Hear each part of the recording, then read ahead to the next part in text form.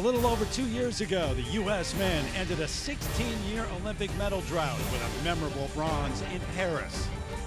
Now, with the home Olympics in Los Angeles fast approaching, America's top gymnasts are gathered roughly 350 miles away from there with national titles on the line. Among them, the pommel horse guy, Steven Netarazek, looking to get back to his Olympic form. And a 22-year-old from Massachusetts, Frederick Richard, hoping to win his first U.S. all-around title. Men's day one of competition starts right now.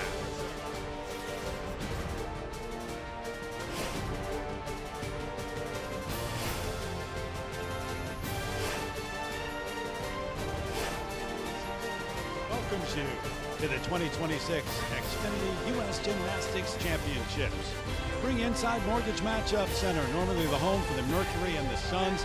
Not about hoops this week, though. All about gymnastics. Terry Gannon alongside Tim Daggett, John Roethlisberger, a couple of U.S. champs back in their day. Last time we were together was Paris, pretty good. And it was pretty good for the men's team, too, because, Tim, we had spent some time saying, when are they going to earn a medal again as a team at the Olympics? They did just that and have some momentum. Yeah, and I'll tell you what, things only got better for the USA men's team in gymnastics at the 2025 World Championships. Brody Malone won his second world title on high bar. Donnell Wittenberg won the gold on still rings, and there was still a little bit of pommel horse magic from Paris left over. Patty Hoops, he got a bronze medal there.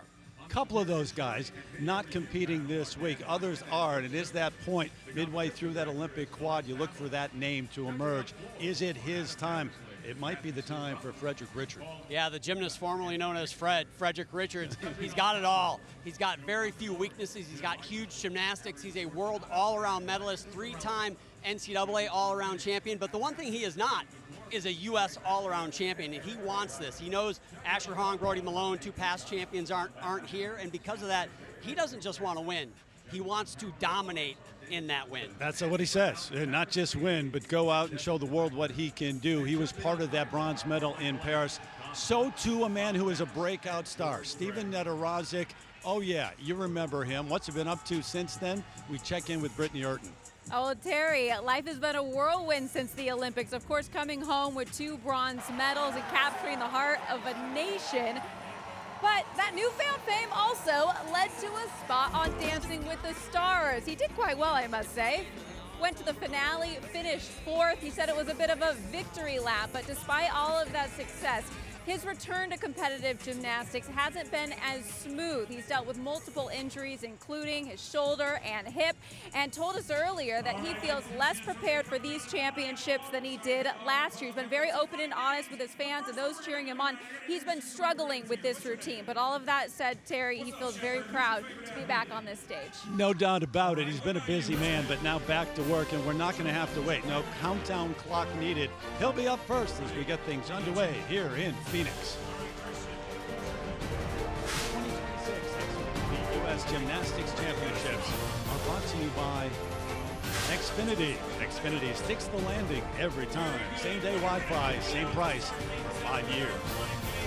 By Nike, bringing inspiration and innovation to every athlete around the world. Nike, the official partner of USA Gymnastics. And by Head & Shoulders.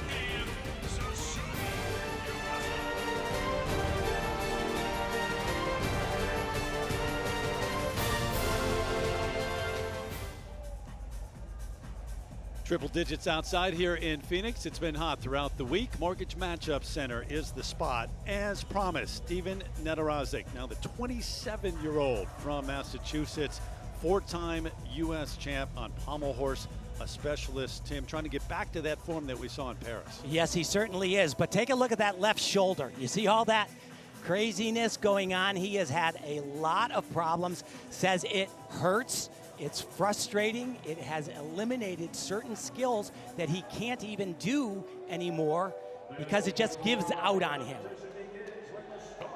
But I'll tell you, the way Steven looks here, I don't think I've ever seen him look quite so focused and almost angry. He looks a little angry to me. Something to prove here? Yeah. Team USA has just unbelievable athletes on pommel horse now. We'll see more of them later on in the competition. It's not a walk in a park for this guy. He's got to do a really hard routine, and he's got to execute on it. Here we go. First and only event of the night for Steven Ariz. Really tricky skill right here. Looked a little bit off in the beginning, but then fantastic. Really nicely done.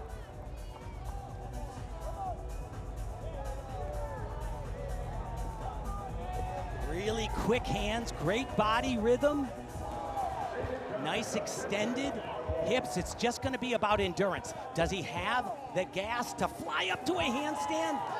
Wow. And that was spectacular. Tim, it brings back memories of a couple of years ago. In a lot of ways, Terry, I think that was better than what he did in Paris. Wow.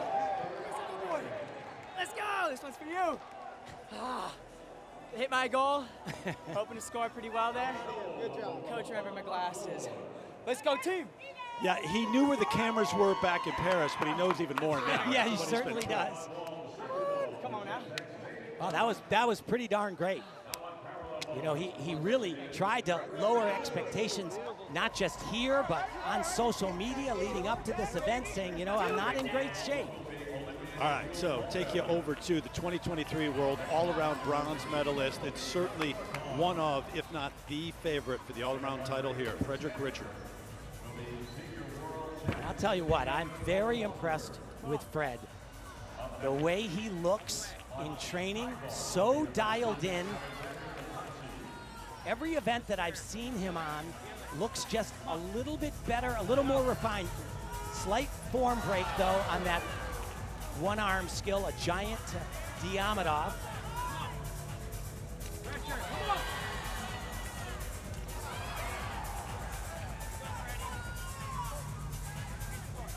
You notice he has a different uniform. Yes, he does. Yes, he does. And believe it or not, at the conclusion of this routine, great stick on the landing. He'll get an extra 1/10 of a point for sticking that landing in the new rules, but the judges will also take a 3/10 deduction, neutral deduction, for a uniform violation. And he knows it. He's willing to live with it. We'll have more on that as we go out through the night. This is the first of 6 rotations. Ariz, how about the number here? Almost 15. Yeah, that is fantastic. Come on, almost a stay with it. 9-0 execution score. That is huge. Let's go. Great start to these championships for Ariz, the pommel horse guy. All right, out to floor, and the man who was in Tokyo at the Olympics, Joel Moldauer, back competing at these championships for the first time since 2024. Wasn't there last year. You may note, if you're a gymnastics fan, he missed 3 drug tests in 2024, suspended for 16 months. He made clear he never failed the drug test, but he was up front, said, I'm responsible for following the rules. I fell short of that. Really nice start for Joel. He also said he did not want to end his career that way. That was one of the catalysts for him to make a change, to leave Denver, his longtime club, and go back to where a lot of his magic really happened, at the University of Oklahoma. And that is one thing Joel is known for. He can land so well. Says, I have one goal. I want an Olympic medal with the team. Almost had it. Almost made that team for Paris. Competed in Tokyo at the Olympics, missed it last time around, trying to get back to LA. The man who won the all-around title at these championships back in 2017. And he was actually in the 2016 Olympic trials, so this is his 4th time. This is a combination tumbling run. Or actually, that's his 2nd pass right there.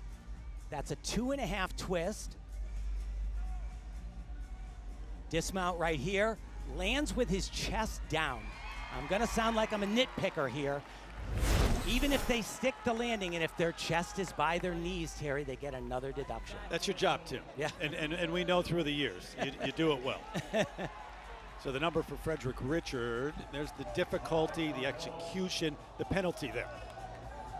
14.608. Josh Carnes from Erie, Pennsylvania. Actually take you over to Pommel. Shane Wiskus. Shane Wiskus, the 27-year-old veteran who had that appearance at the Tokyo Olympics as well. And he was so devastatingly close to making that team to Paris. Said he had the 2 best meets of his life at the Olympic trials. Great dismount, flies up to the handstand there. That's a big one for Shane to get out of the way. He's good on pommel horse, but sometimes he lets his emotions get in the way just a bit, not there. That was huge, Tim. You said it. You know, I talked to Mike Burns, his college coach, after the qualifier for this competition. He said, Shane's never looked better, and that right there, he's never done a horse routine that good. So on the dismount, you want to show a lot of energy and fly up to that handstand. He does that with an extra pirouette. But his comeback started at the Winter Cup, and he did not have a good day. And he said he felt like an outsider off the national team, and I had to earn my way back. He did that at the qualifying competition where he won, put up a big number. Those Evo guys, a lot of teammates here competing that train together. Same for the Stanford contingent as well. 2 of the bigger groups who come here to the Nationals. Moldauer 13-7. What do you think? Yeah, you know, you see a lot of deductions there. 1.5 in deductions doesn't have enough difficulty to give them the extra bonus that they're using on the men's side for USA Championships. Just the landings could have been better, and that one at the end took that hop, like I said, and chest way down. And the number for Wiskus now. So we got the green, we got the red, the yellow. Yellow's in the middle there, 13.25. You want to obviously be in the green. Just giving you a little guide as we do here with the numbers and what's good and what can be improved upon. Going to keep it with pommel horse and a young start, 19 years of age. Really one of those names to watch, Danila Lakin from Sarasota, Florida. And he is tremendous. If things are on and going well, he is spectacular. He's one of those wild cards, is he not? He is. He does lack a little bit of natural physical strength, so if he gets in trouble, it can be bad. But when things are going well, like they are now, he's just gorgeous. Beautiful flare work. Shows nice body extension. Hips are way above the horse. And this, I like what I'm seeing right now because I'm seeing some fight here. Just the dismount right up to the handstand and kerpow, baby. Wow. First routine out of the box. I'll tell you what, starting on pommel horse is not an easy place to start, but there's no better feeling than when you start there and you do that. Absolutely. 10th in the all-around at the U.S. Championships last year. Got the hug from Steven Ederazic. Knows something about pommel.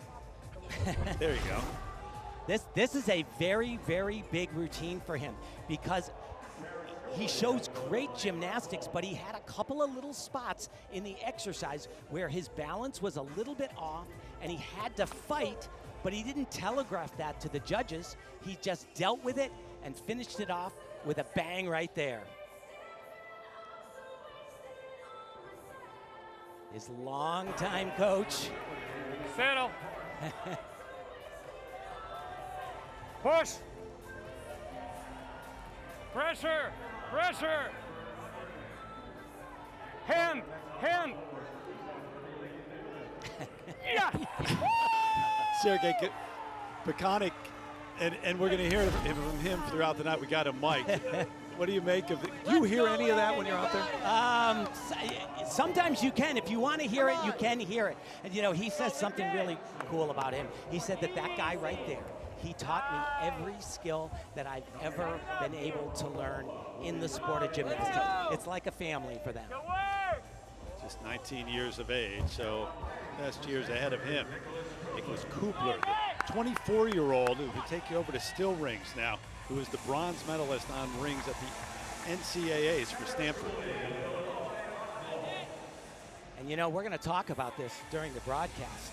For Team USA, you know, they've been on a roll with tremendous success, but 3 gymnasts are not in this competition.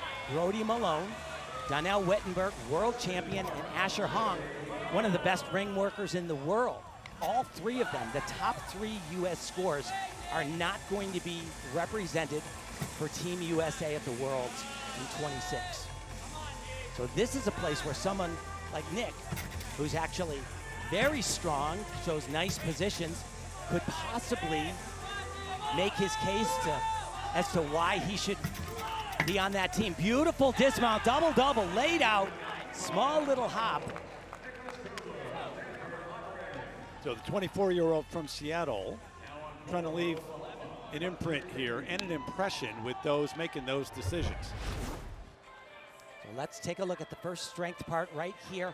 Very flat, and you have to hold these for a full 2 seconds. If you don't, definitely get deductions. This is a Maltese. He lowers from what's called a planche down into the Maltese. Planche was a little bit more precise, gonna get a 1/10 of a point off on that Maltese. Dismount, just a small little hop backwards. Hey, John, take us through what Tim was just talking about a moment ago. Yeah, he kind of, took the gist of it is Team USA now has to look for some ring men because these 3 guys, as Tim said, arguably the best 3 guys in the country. Donnell Wittenberg, the best in the world on rings. Team USA has always looked to horse as the hole they have to fill, and not that they don't have to worry about horse, but rings is that event. You got to answer the question, who is going to step in for Team USA at the World Championships? Because if they can't find at least 1, maybe 2 guys that can be world class on that event, they're not getting back on that medal podium as a team. This is a big concern for Team USA and something to watch, like a Nicholas Kubler, something to watch as we go through today's competition. Who will step through that door? Who will get the opportunity to be a World Championship team member? Maybe it'll be Kubler. We'll see. Yep. And all of that done with math as well, and that gets complicated, but that's how it is decided. You saw the number for Kubler, and now June Ewine, another Stanford man, getting set. And I love this. I'm going to call him a kid. He's just basically starting at Stanford. Tremendous athlete. He comes from a gymnastics family. His father, Nori, was an Olympian in 2000 for the Japanese team. Still rings, though, is not where he shines. He's really good on the power events, floor exercise, vaulting, excellent on high bar, but he does not have the physical strength yet. And remember, I called him a kid, right? And when you're young, it is so hard to be able to develop the strength needed to do those precise and difficult strength parts.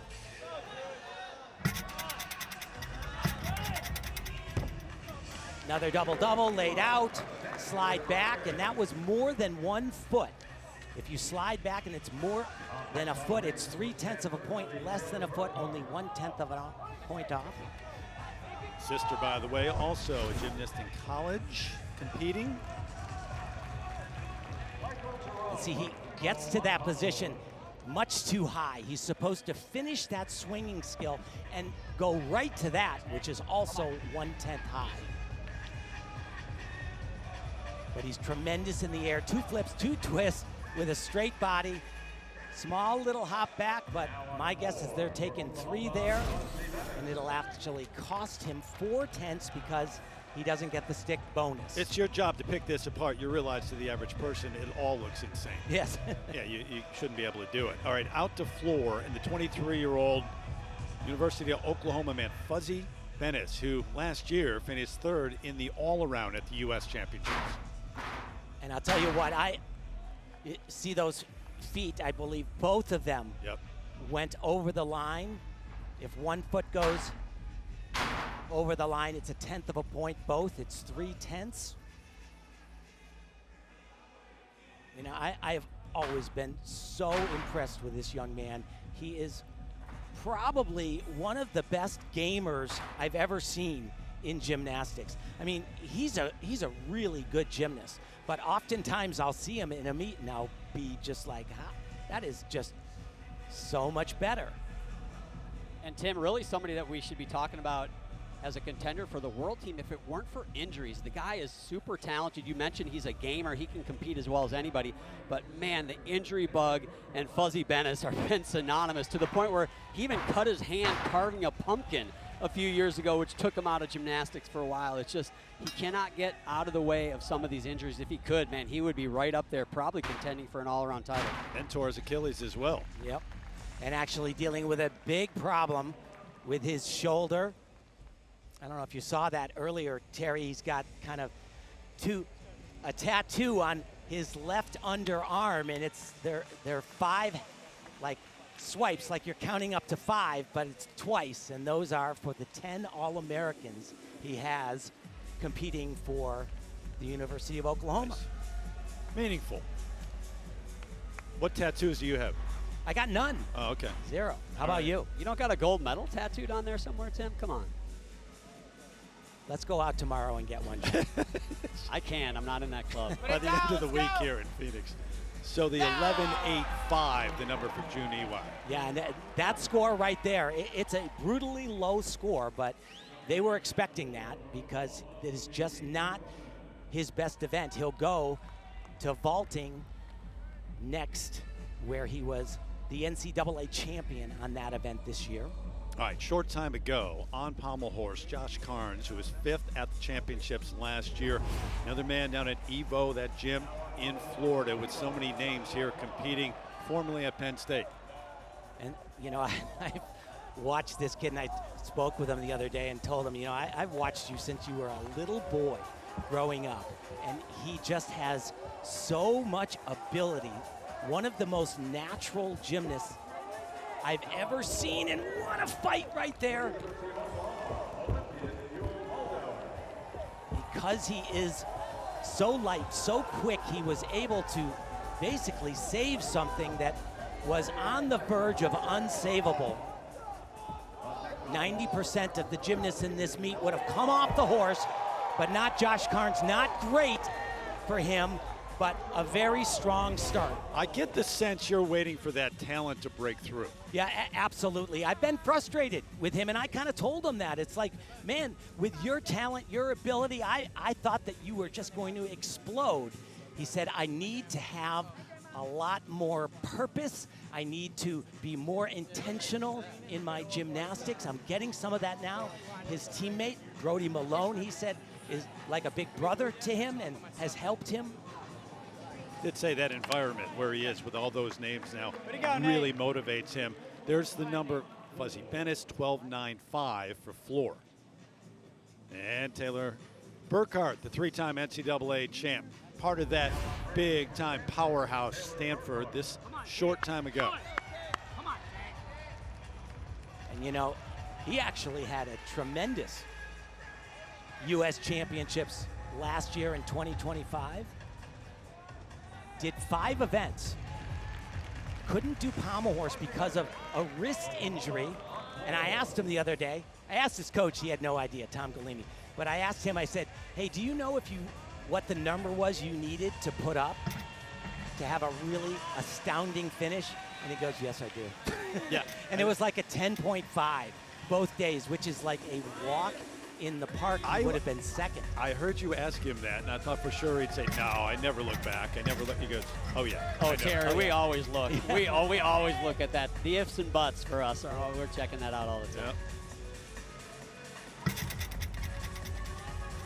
Nice handstand position. Double twisting double with a tuck and a stick.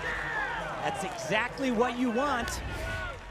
Capitalized, you see that bonus 1.0, and that is for the stuck landing. The cheers from his teammates coming off that shoulder injury and the bonus as well. We'll talk more and more about the difficulty and what the U.S. men are trying to do overall through the last couple of cycles, and especially looking ahead to add difficulty against the top teams in the world. Sasha Boganosik, who is 19 years of age, from Buffalo Grove, Illinois, originally born in Kyiv, Ukraine, part of the University of Oklahoma program. And his dad, Yevgeny, was a member of Ukraine's 2004 Olympic team, along with the assistant coach at OU, Valery Goncharov.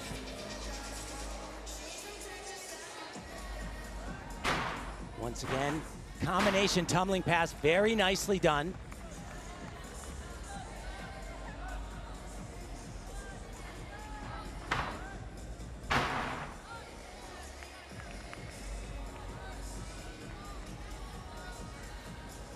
We always ask, how'd you get started? Oh, and that's a shame right there.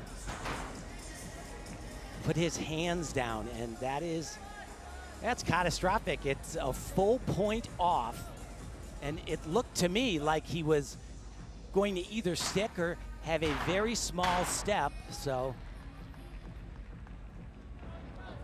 definitely dug a bit of a hole for himself.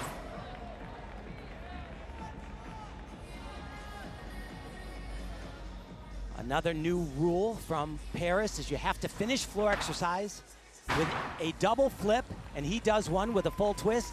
Heel is on the line is in, no deduction for that. But the early trouble, hence the reaction at the end. Absolutely, that was a huge error, and you know, it kind of looked unforced to me. All right, so we head to the second rotation of 6 this evening. Frederick Richards, you see that name. Heading to hardbar next as we continue.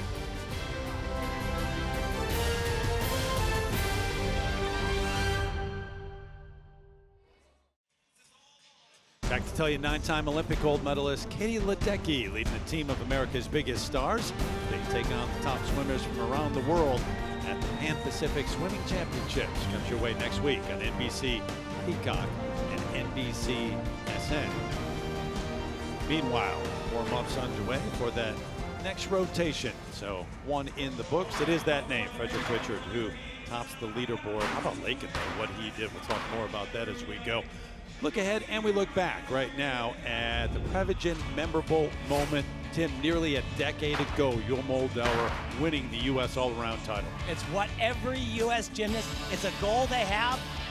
You want to be the all-around champion. That's what Frederick Richards is chasing. But this guy, he was also runner-up 3 different times. Can you imagine that? Kept it at a certain level for some time. And now back in the mix at the national championships, our Prevagen memorable moment with more on Yul. Here's Brittany once again. Terry, as you mentioned earlier, Yul was suspended for 16 months, but during that time, he was busy, but not with gymnastics. He picked up a job working the morning shift as a project manager at Ball Corporation, the mason jar company. He said he wanted to see what corporate world was like and enjoyed the physical aspect of it to help keep him fit during his time off. In a short amount of time, he made an impact. His warehouse placed 2nd in the state. But for the national champion, that wasn't good enough. He pulled the guys together and said, hey, we need to be number 1. Now, that's not all. He also worked as a DJ. He said music has been a type of therapy for him and found success quite early. He put on an event in Denver and hosted over 150 people. So he's a man of many talents, and it is clear that that competitive fire hasn't gone anywhere. Hey, Brittany and Tim, it is just like him to not be satisfied with number. He wanted them to be number 1. You could just see him coaching, can't you? Oh, unbelievable. He is such a cheerleader. It's one of the things that he brings to Team USA that is such a value. Certainly got perspective during that time, did other kind of work physically, and just didn't want the suspension to define him. Yul Moldauer, as we continue here in Phoenix.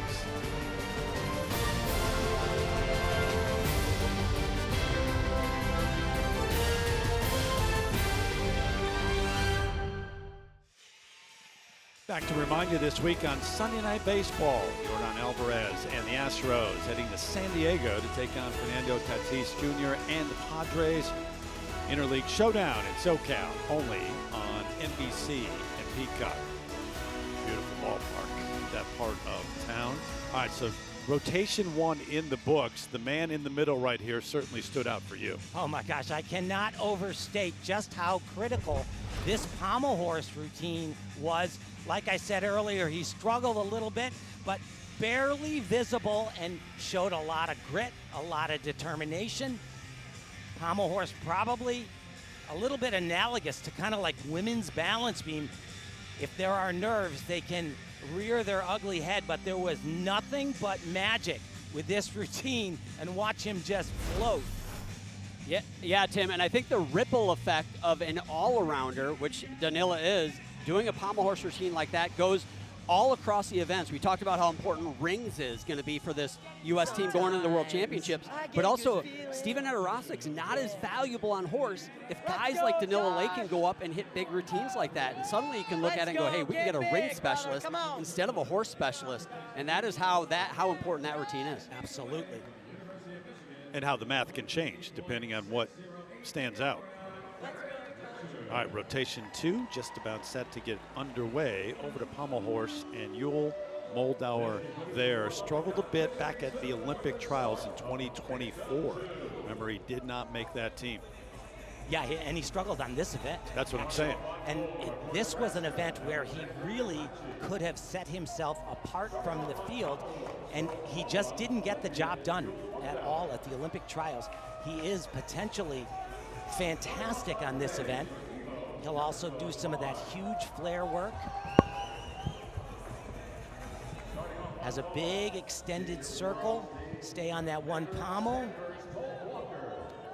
4 times around. Gives you extra bonus on one pommel. Sometimes can get a little tight. Oh my gosh. And it's exactly what we've seen him do. At times he gets a little bit tight on his flare. He kind of pulled his hips back, and when he did that, his shoulders weren't far enough back, and so it's all about, it's kind of like a seesaw. One end is up, the other end's got to be down, and he just was off balance. Gonna lose the value of that skill, a full point off. And that's a shame, because watching him here, I had thought he never looked better on pommel horse. Dismount, deals with that well, but this is a disappointment. Yeah, he needed that one. That's an event he can really help Team USA as an all-arounder again, kind of like we talked about with Danila. And you know, it's someone's problem is another's fortune, and that right there, you know, in addition to the great routine Danila did, that helps a kid like him, because Yul can deliver that big score on pommel horse, but he's not going to get it today. Let's remember this, the first of 2 days of competition here at the National Championships for the men. We'll have the women as well throughout. Colt Walker, 25-year-old, former Stanford man, in the mix for the men the last few years, part of a world championship team back in 2022 on vault here. Actually, though, had a pretty serious injury right after those worlds and kind of took him a little bit down. Nice vault right there. But he had a big decision to make. He was working full time, and he made the decision that I can't do that and chase this dream also. He's left that behind a little bit. So the number 13.75, and you saw the yellow, so middle of the pack. How about the score from Moldauer? You knew it'd be red after the fall, 12.35. Yeah, no, wow. and that hurts a lot, because his difficulty value goes down, which can affect his potential bonus. And, you know, 2.5 points off in an exercise, it's just devastating.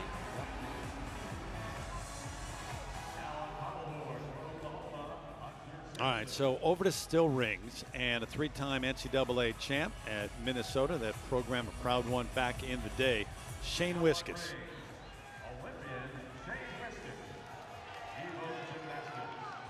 And Shane is actually quite good on rings. I wouldn't say that he'd be someone that they'd want to circle and say, we definitely need this guy to do rings, but he is serviceable, that's for sure. We'll have to check out his strength positions. They have to be absolutely perfect and held for 2 seconds each. Beautiful. Planche lower down to a Maltese. Nicely done. The hold was there. I would say he was a little bit unbalanced, though. You see his legs are below his shoulders, and it should be perfectly flat. I would say the second one was a little bit worse than the first one. Now some swinging elements and a little bit of a struggle. Probably close to a half of a point on that. Dismount.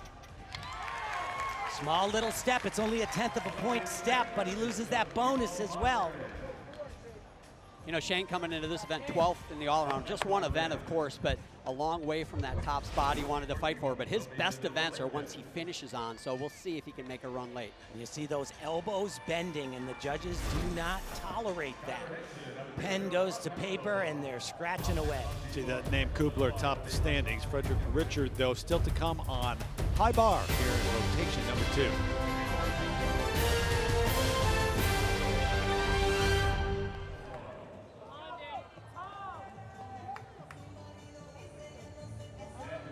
Back with the score for Shane Wiskus. You see the execution 8.85, so 14.052 the total.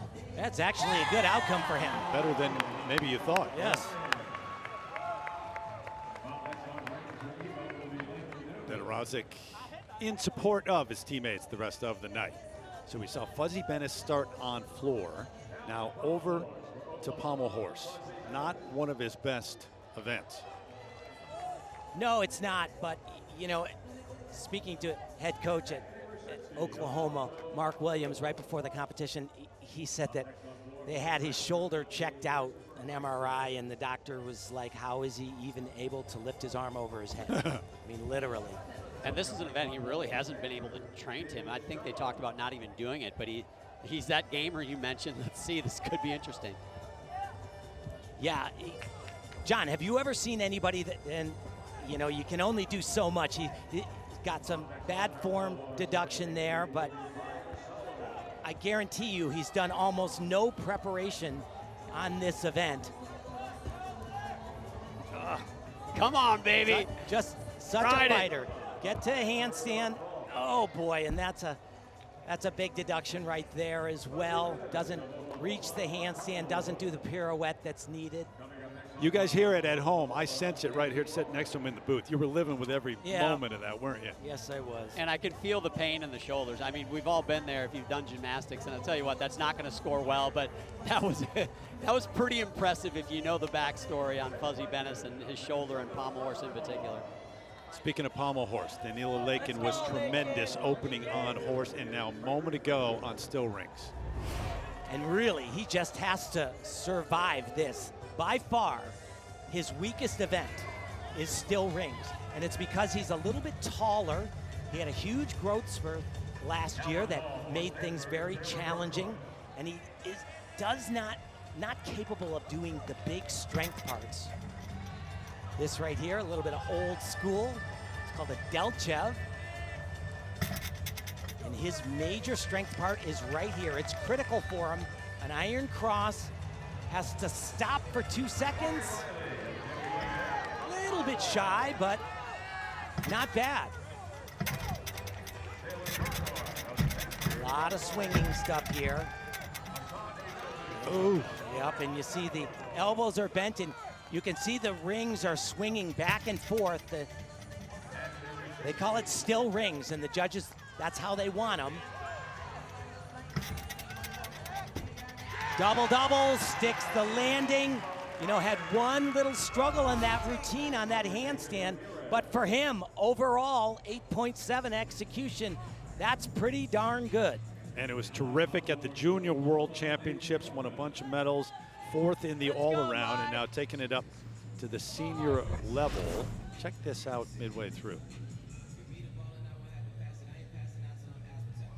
Kind of hit his head. Yeah, a little bit there. On that strap, yeah, as he's coming over the top. Yes, come on. Pull. Yes! Woo-hoo! Oh, golly. You know, again, just looking at. We take that. I hit my head again. Like, Jesus.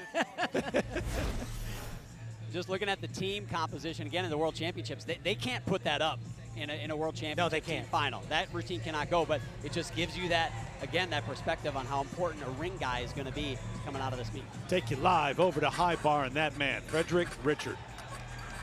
And this can be spectacular. He's capable of doing even more, and some things in combination. Oh boy.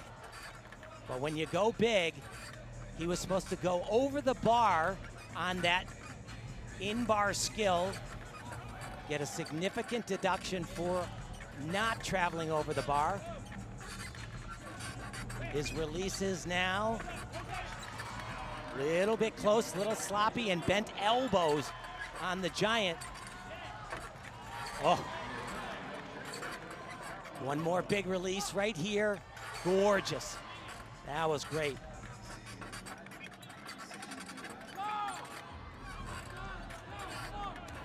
So he's wearing that same uniform, no deduction. Only one time during a competition, the 3/10 deduction. Perfect stick. That'll give him another extra 1/10 of a point. That wasn't great, Tim, but I'll tell you what a recovery and way to keep it together, especially with those big releases coming late in that routine. And who said, as John said, I don't want to just win, I want to dominate. Also, I always want to entertain. Yeah, absolutely. So he's supposed to continue over the bar, and he doesn't make it. Significant deduction right there. Kind of gets his composure back, which is good. Full twisting reverse heck, but you see those bent elbows. Yep. Bend your arms, bend your elbows, bend your knees. They're all deductions. Double back over the bar, laid out, body straight with a full twist. This is double twisting, double somersault. He's actually capable of doing a triple somersault. I don't know if that was a game day decision right there.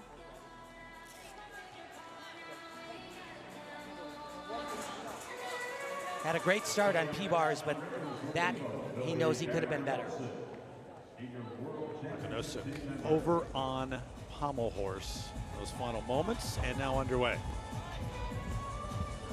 Oklahoma has won many, oh boy, national titles. They were runner-up this year to Stanford, who has won just a boatload. Stanford's won just about every one of them except for in 2025, where Michigan, University of Michigan, grabbed that title.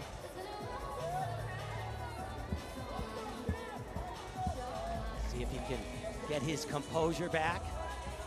Hands are a little bit slow. They should be, you try to minimize air time, and he basically needs to be a little bit quicker. I think it would help with his overall balance and his ability. He's way over on his left arm right now. He should be square over the horse. Looks like he's going to come off towards the bottom, and it rears its ugly head right there as well.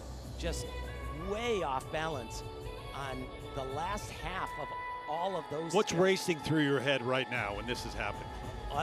This is Swear words. Yeah, a lot.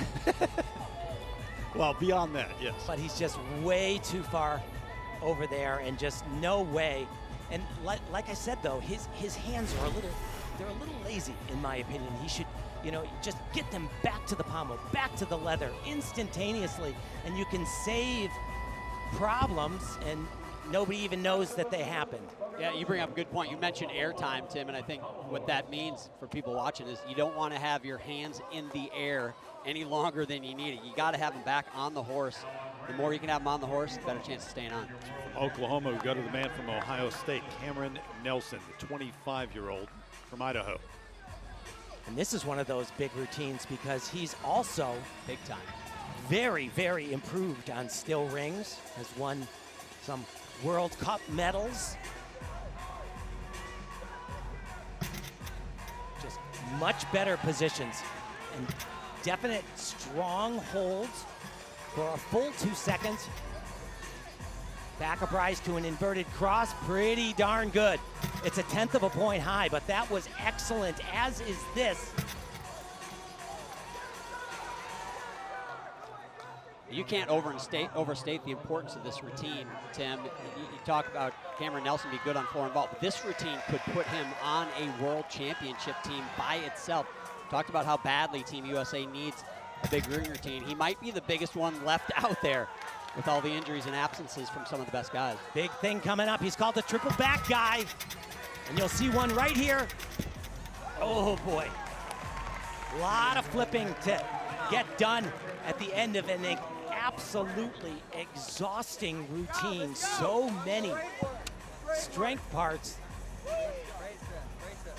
and just maybe a little bit gassed at the end. Beautiful. Back up rise to an inverted cross. So his head should be just a little bit lower. Those arms should be basically flat to the ground, but really well. 3 flips, just a little bit caught up. That's a huge bounding step forward, and then some adjustments. He'll lose at least a 1/2 of a point on that. So you saw the graphic a moment ago. He's not competing on every event. 5 of the 6 events is what he's going to do here in Phoenix. You got, I think, 39 of these athletes competing in the all-around. Frederick Richards certainly one of them. 13-7. Kept me on the bar. He's kept me on the bar. The problem is you let those arms bend like that. Frederick, don't do that. Wait, don't ruin a good story. He's having a moment on camera here. All right, so named to the top of that leaderboard once again. And obviously, those names at the top depends on what you have left, whether it's part of your best apparatus or not, still to come. Yeah, that was a big opportunity loss, though, for Frederick, because he has a huge advantage over most of the field on high bar, and he just kind of gave it back right there. So certainly I don't think that's going to take away his all-around chances. I think he's still in the driver's seat, but that was definitely, he left a lot of points on the table there. Yeah, I would say he gave away a full point off with that routine. All right, how about the man, June EY, vault champ, Stanford, in the NCAAs a moment ago. I'm a big fan of this young man. So quick twitch. It's like lightning. And beautiful form in the air, just a small little hop forward. Execution 9.25, just over 14 for the total. And it won the bronze medal on floor at the U.S. Championships a year ago.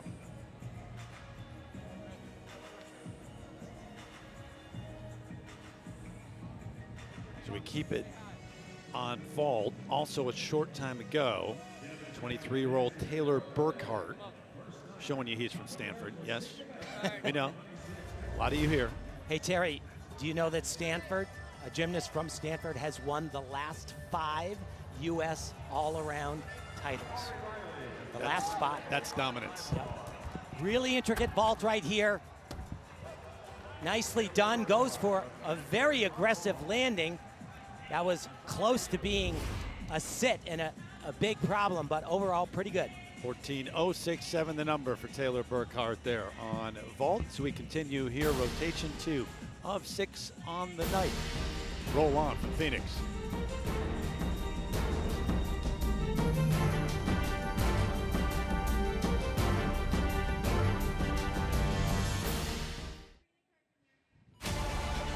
Back to tell you, summer's #1 show is back for the ultimate competition. Don't miss an all-new America's Got Talent Tuesday on NBC and Peacock.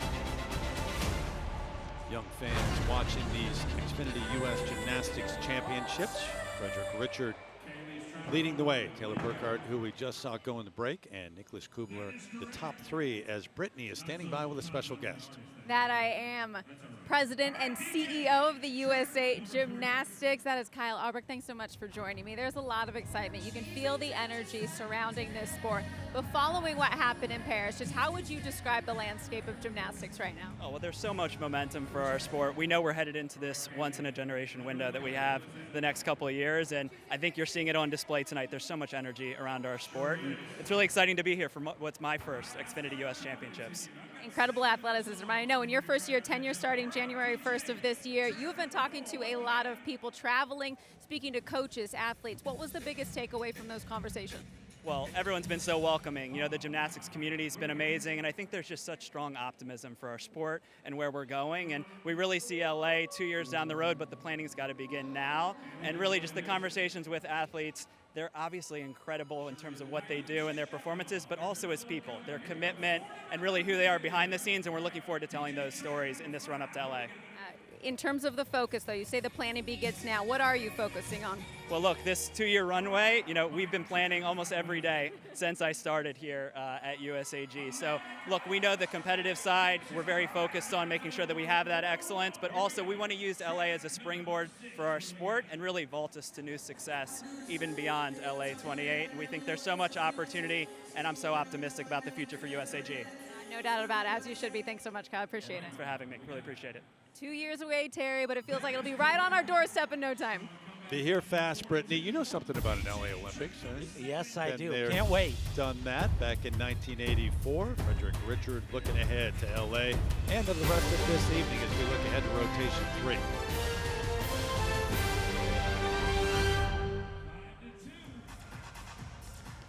Mortgage Matchup Center here in Phoenix as we get this third rotation underway for the men, night 1 of the national championships. Terry Gannon, Tim Daggett, John Wathlisberger, and Brittany Ertman with you, taking you all the way through the weekend, having the women and 2 days of competition as well. Looking ahead to LA in a couple of years. So Shane Wiskus, the 2019 U.S. vault champ, on that apparatus now. You know, coming into this rotation, 5th in the all-around, but that's fine for him. There's a lot of green left, that's for sure. And his best events still to come by far, so he's in a great spot. Yeah, absolutely. Parallel bars, his next event is gigantic. Wants to have a good landing here. Same vault we've seen a couple of times. The 2.5 twist. Oh, baby, and that was darn good. You know what that was, Terry? That was a toothpick and a club sandwich, baby. I've been waiting for a while for that one. So this is going to be critical, though. I mean, it's like just about as perfect of a landing as it can be. But let's just look to see if his feet slide at all. I thought I saw one of them slide a little bit. I do not see it sliding right there. It almost looked like he was going to pick it up. So no landing deductions, going to get another 1/10 of a point for sticking that right there. That's big time right there. Yeah, that look on his face. He knew it. You knew it. Smile now. And that 10th bonus, that's 4/10 really, because you usually take a 3/10 step on vault. Take you over to floor. Owen Shepard, the 23-year-old from New Jersey, who's become, Brittany, good friends with Shane Wiskus. That he has, and they have a lot more in common than just gymnastics. Owen stepped aside from the sport at the age of 16 because of injuries. Went on to coach cheer and compete in bodybuilding, and it was then he realized how much he missed gymnastics and the podium. While in Florida, he spent a few days training at Evo Gym where he met Shane, and they quickly connected over their love for cars. Owen worked as a mechanic right out of high school and now restores his gold Corvette, while Shane has been souping up his Mustang. At one point, Owen even stayed at Shane's house in exchange for helping change Shane's car transmission. So for the self-funded athlete, being here is a dream, but all the people he's met along the way, even better. That's great. And he says he always asks Shane about gymnastics, and Shane always asks him about cars, and it's an ongoing conversation. Yeah, it was such a huge accomplishment to qualify. He did it at the national qualifier with a great routine on floor like that right there, and also an incredible handspring double front vault.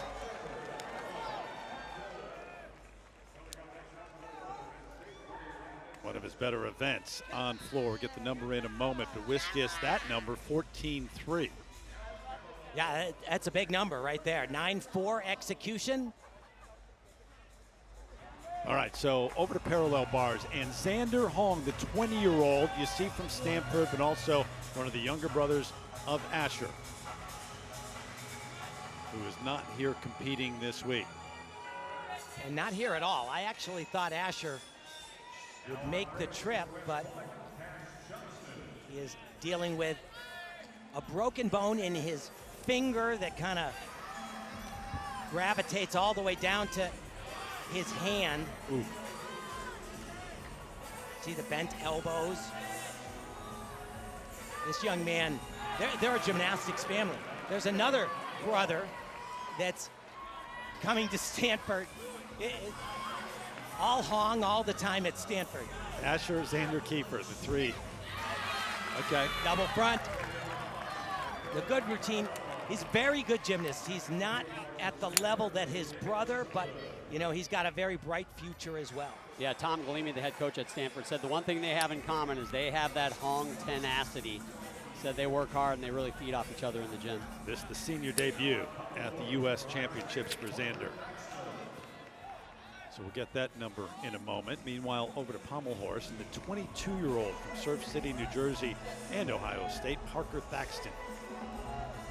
And he has the highest pommel horse score in the nation in 2026 with a 15.325, which is ginormous. It's his one event. Oh, really nicely done. So extended, keeps his body board straight. Oh boy. And you know, you take the risk because the risk gives you the potential for the higher score, but so tricky. Basically, what they do when they do those full spins on their hand is they have to put their hand down in an extremely awkward position. If you were to try to do it, if I were to try to do it, I couldn't even get my hand down quick enough, and you look right there, he just doesn't get it on there, I would say, quick enough. Gonna repeat the element, and really nicely done. And he does it in combination, which gives him even more bonus, but another fall, 2 full points. We opened up the night with Stevenetta Rozic posting a number 14.958, and that's still held up on pommel horse. So we knew some of the top names on pommel and specialists were still to come. Your gymnastics, trust it, Mike. You know, and the pommel horse specialists, they're like a club. You were going to say cult, Tim. I know you're going to say cult. All right, earlier, Daniela Lake, and you had a great start on pommel, you remember, to the evening. And survived on rings, had some adversity and dealt with it. I didn't see this live, so I don't know. Yurchenko style vault. Beautiful, it's gonna get a very big number.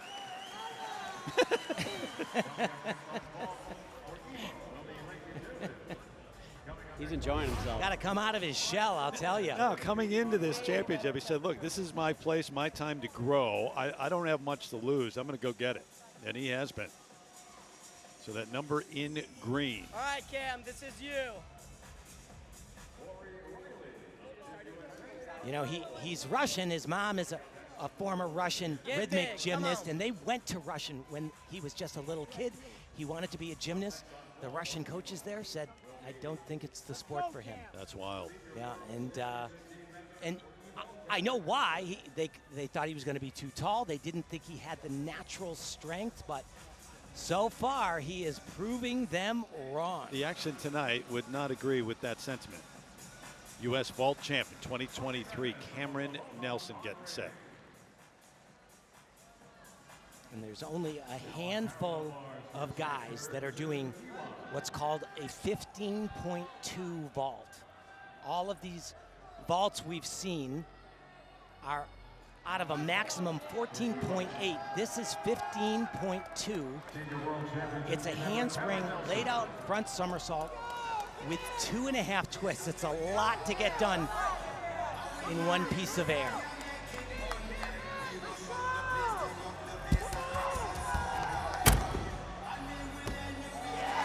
Very nicely done. Didn't stick it, but that one right there starts, like I said, 0.4 of a point higher than everybody else. but because he's doing that vault, he's gonna get another 4.5 tenths added on for USAG special bonus to encourage the gymnast to do the really tough stuff. That point of emphasis we've been talking about in trying to keep pace with the rest of the top teams in the world. So we mentioned he's doing 5 of the 6 events. He is doing 2 vaults, compete for this individual apparatus title. Yeah, this is a really big deal for him. Rings was huge for him. It's where USA is weak. We talked about the athletes that are not here. Asher Hong is Team USA's top vaulter. He's one of the athletes that's not competing here. And that's why this guy is replacing him on both rings and on vault. He's doing himself a major solid here today.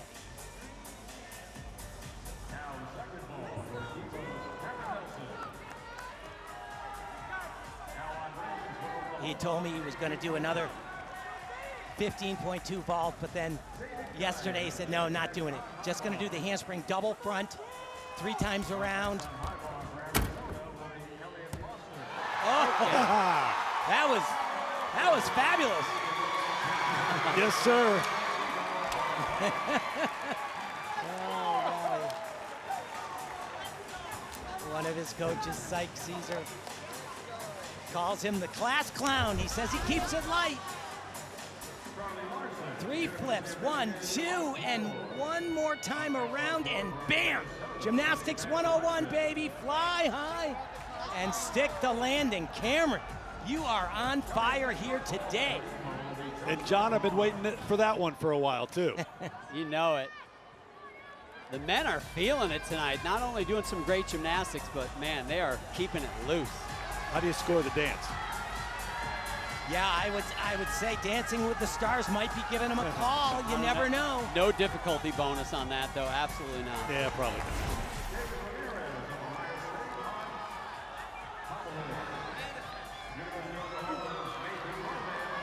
He knows how good that was. Let's go! Come on!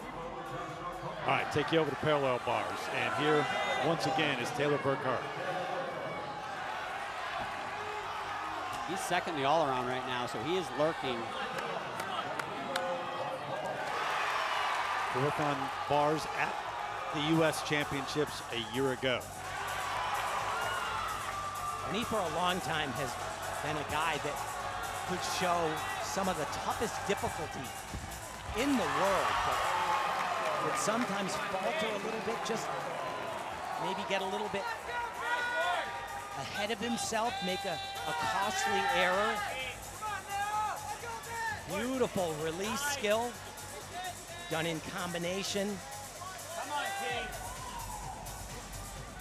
Oh, gorgeous flight.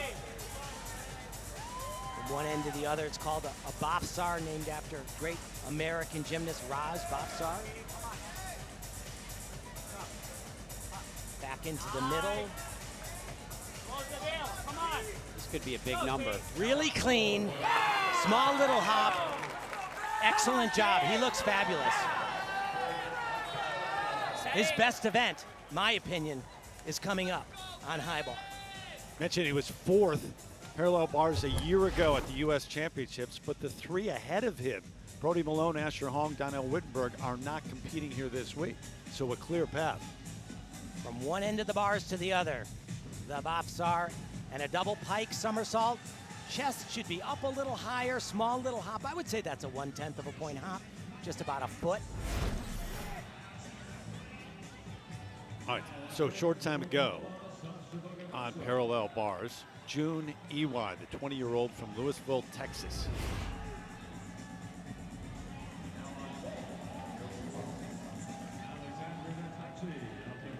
He really had a phenomenal freshman year for the Cardinal.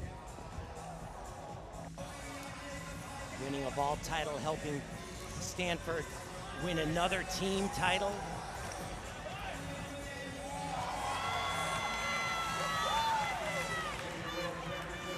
Always knew he was going to be a tremendous gymnast in time. I didn't think he'd be quite as good as he is so quickly. dismount, double front, half turn, little bit of a hop on the landing. Good, but not great, as you see there. Yep, 12-9. Execution under 8. All right. Also, a short time ago, over on vault, the 22-year-old from Pennsylvania, Josh Carnes.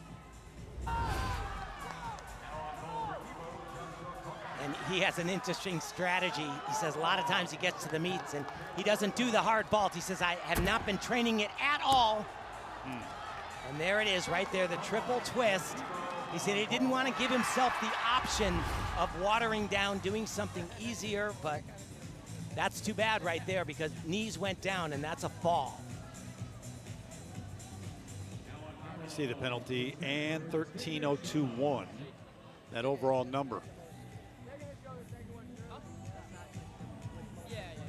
Yeah, he initially, the judges had a very low score for him on rings. They put in an inquiry and they raised the score by almost 1 point. Which is not unheard of, not unusual. No, we see it's that not happen. unheard of, yep. But he just gave that point that he worked so hard to get back. All right, live look now at Frederick Richard getting set on floor. So this time of year, this particular year, it is all amplified. It's the U.S. Nationals, but also it's L.A. on the horizon, and it feels like the Olympics, because of that, are only about 2 months away. Nice combination right there. Big power right here. Double twisting, double somersault, laid out. Really tremendous. Keep in mind, Taylor Burkhart right behind him in the all-around. Just did parallel bars, very good there. So important if Frederick wants to hold him off. He's got to hit here. And I'll tell you what, he is, really nicely done right there. Full twisting, double layout. Great landing. He's such a strategic thinker. His entire world is planned out through LA 2028. It's in a Google Docs. Page 1 of the Google Docs, 40 things that he didn't do and why he didn't win a gold medal at the last Olympic Games and what he'll fix. And that's one of them right there, landings galore. Big time routine from Frederick Richard. Emerged as a star last time around. In the lead up to the Olympics and then at the Olympics, and part of that bronze medal for the U.S. men, and now firmly established as one. That coach right there, Jordan. Combination, full twist into a double front somersault in the pike position. That means his legs are straighter, gives more bonus. And this, I can't believe how easily he does this, Terry. This is a lot of gymnastics. 2 flips, 2 twists in a laid out position. Looks like he can do another twist. It's unbelievable. And once again, you know, these judges, they're human. It's the last thing they see, and he doesn't just stick. That's perfect right there. If they take anything on that, they're wrong. That's all there is to it. Yeah, they will. They will. He absolutely answered that Taylor Burkhart parallel bar routine, in my opinion. I think that should be enough to keep him in the top spot. That was big. All right, so we will get that number. It should be high. Back to parallel bars for Colt Walker, one of the 3 events that he's competing in here in Phoenix. Actually, very improved on this event. We mentioned it earlier, he was part of the 2022 World Team. And then right afterwards had an issue with his spine that caused some weakness in his leg. And he went from his best events, his power events, floor and vault, to being his biggest struggles. And so what he did is he took that time and he got better on pommel horse, and he got way better on parallel bars.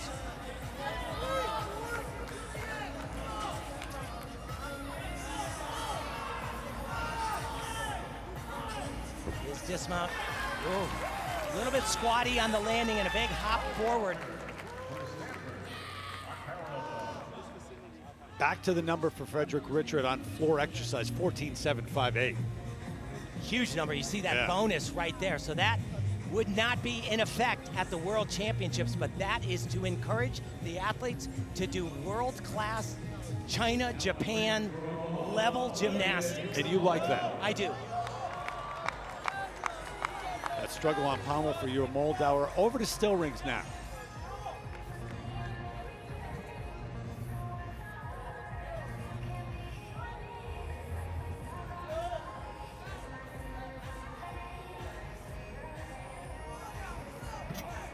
Really got to try to deliver a big routine here.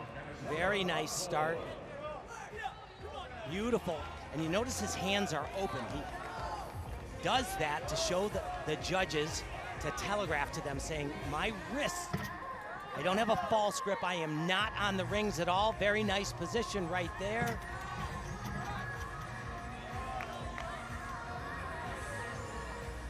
Pretty good routine thus far. Little bit of funkiness in that handstand.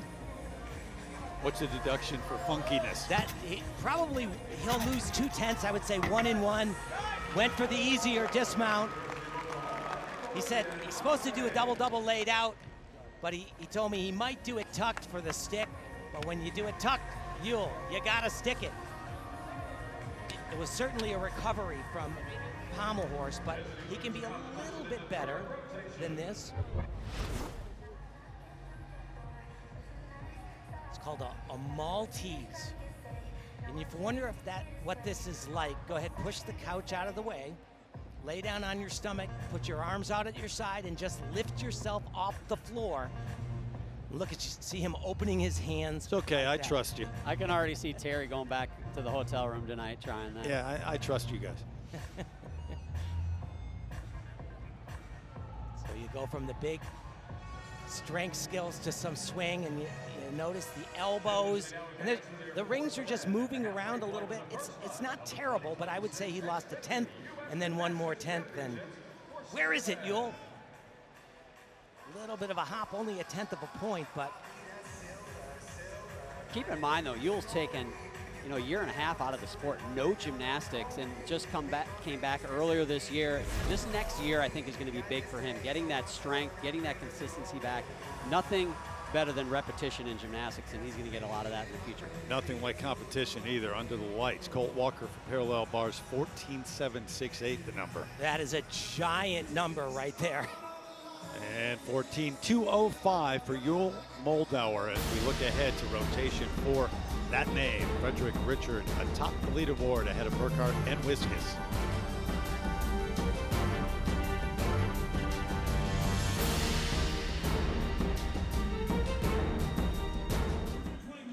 Back here in Phoenix, midway through, Frederick Richard's been atop the leaderboard throughout, so that lead continues. Taylor Burkhart's really been impressive, right behind Shane Wiskus. Lakin also has had a really good opening night here, the first of two nights for the men at the National Championships. Terry Gannon back with Tim Daggett and the crew. Let's start with the man atop the leaderboard, though. We started the evening saying that Frederick Richard, after what happened in Paris, where he is right now, this could be his time. He hasn't disappointed. No, absolutely not. And, he comes into this competition basically 2 points ahead of everybody else per competition just because of the level of difficulty that he has, and he has done a tremendous job. He did have a little bit of a problem on high bar, but since then has been great. And the deduction for the uniform, too. He gets by that. But again, he knows all about that. He chooses that. Taylor Burkhart, impressive right behind, too. But Lakin is a guy that really stood out from the start for you. Wow, I'll tell you what, he just started on pommel horse, which is a very finicky event and so easy to let the nerves get to you, especially when you're a little bit young, not as experienced, but he handled it. The thing that I loved about it so much is not that he just did a great routine, is he had some challenges, he had a little bit of struggle, but he dealt with it. And then he went to rings, again a struggle, and dealt with it there as well. His best are coming up though, P-bars and high bar. Yeah, I'm phenomenal. interested. I'm interested to see. You know, Frederick. He looks good, but he's going to pommel horse. You know, which is a challenge for everybody. We've seen it happen time and time again. And then he goes to rings, not his best event. Meanwhile, you got Taylor Burkhart going to, as you said, Tim, one of his best events, the horizontal bar. And Shane Wiskus finishes on parallel bars, high bar, and floor.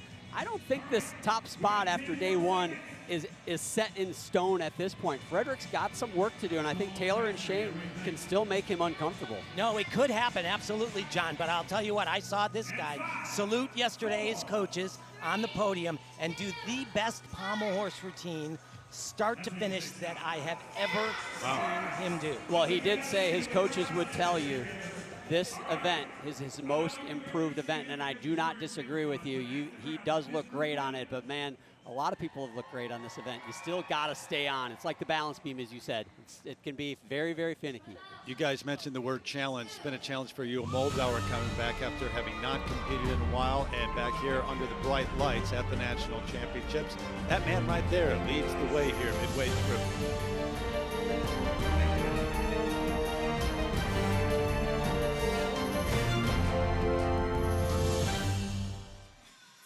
Back to tell you to power up your family movie night.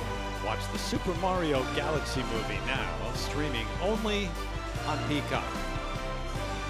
National Championships continue here in Phoenix. 3 more rotations left for the men. Got the women tomorrow here.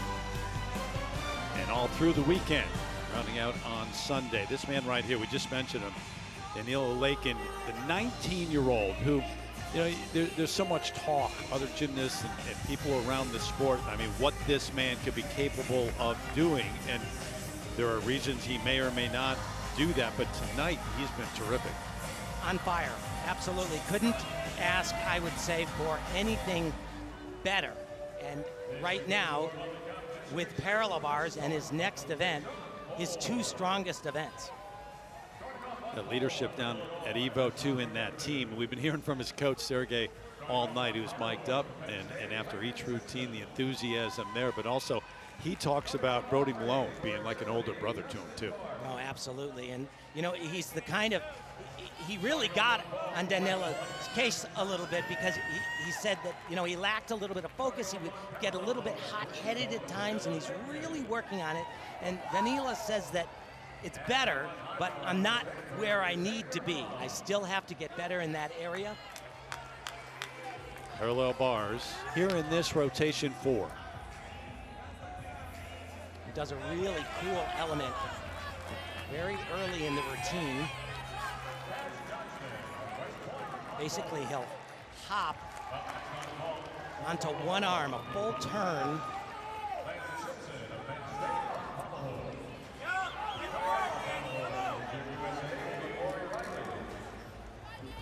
Oh, really nicely done there. I don't know, maybe he took the skill out or he moved it. Maybe it's right here. This is a Gatson. Did it well. A lot trickier than it looks. Super hard dismount. Full twisting double somersault, so hard. Oh, baby. Boy, he is a fighter. I'd take it too. Many people would have put their hands down right there, but he just so determined. Totally changed the order of the routine. This really hard. Giant Diamondov 1 1/4. Very nicely done. That full turn right there, called the Gatson, named after great American gymnast Jason Gatson. Full twisting double. Now, so hard, big amount of bonus, but look at his chest at the end. Basically touching his knees. Come on, bring it home, kick. Great fight. Pull. Yes, yes, woo! Kick and pull. That's what, if you're a coach of men's gymnastics, you say kick and pull a lot. Let's go, Lincoln. All right, Fuzzy Bennis now over on vault, bronze medalist a year ago. Has an uncanny ability to stick this vault and just kind of like his day, just not today. You know, his coach, Mark Williams, right there, longtime OU coach, thought this might be the last competition for Fuzzy. His shoulder is just so beat up. I know you constantly, as an athlete, adjusting and rearranging, no matter what sport you're in. In gymnastics, you're doing that because of injuries a lot of the time. Absolutely. Over to high bar, and the 24-year-old from Seattle, Nicholas Kubler. And this is a place where he's a good, solid routine for Team USA.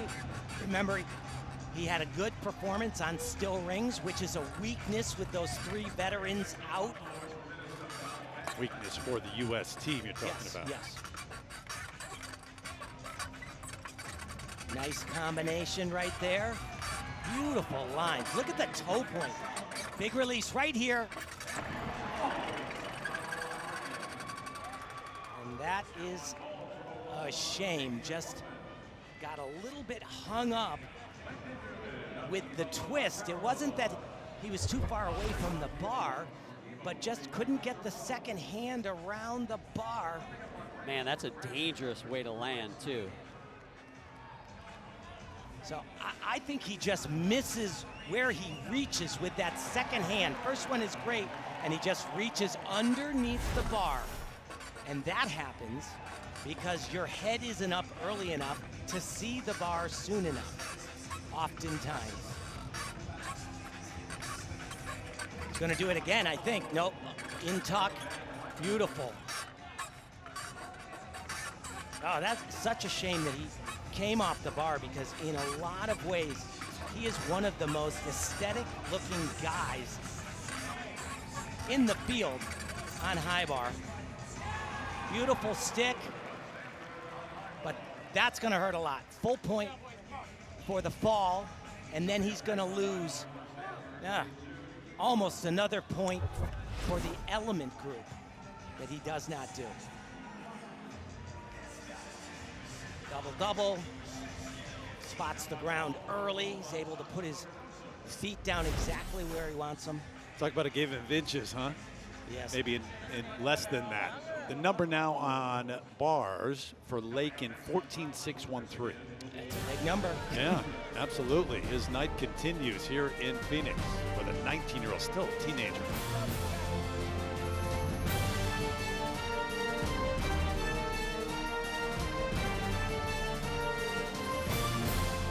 All right, man who's trying to keep it going, maybe turn things around tonight, Yul Moldauer getting set in rotation 4, 7th place after 3 rotations. Still a long way to go. You know, it's It's night 1. Yeah, it's night 1. Halfway through night 1, there's 9 more routines that have to be completed.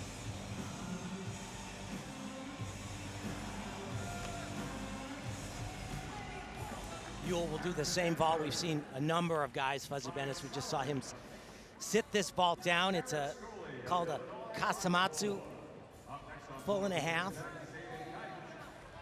2 flips with 2.5 twists. And he sticks this a lot as well. Oh, baby. That was pretty darn good. That may be one of the cleanest I've seen him do that. All right, so we'll get that number in a moment for Yul Moldauer. As we go over to high bar, and Taylor Burkhardt, that man sitting in 2nd place at this point in the competition on night 1. Man who's been out, hasn't really done the all-around because of injuries, and now to high bar, where he's the reigning champ. And he is capable of doing some of the hardest gymnastics, just crazy difficulty. And he's actually capable of doing even more, but they decided to just kind of scale things back a little bit, be a little bit cleaner, a little bit more assured.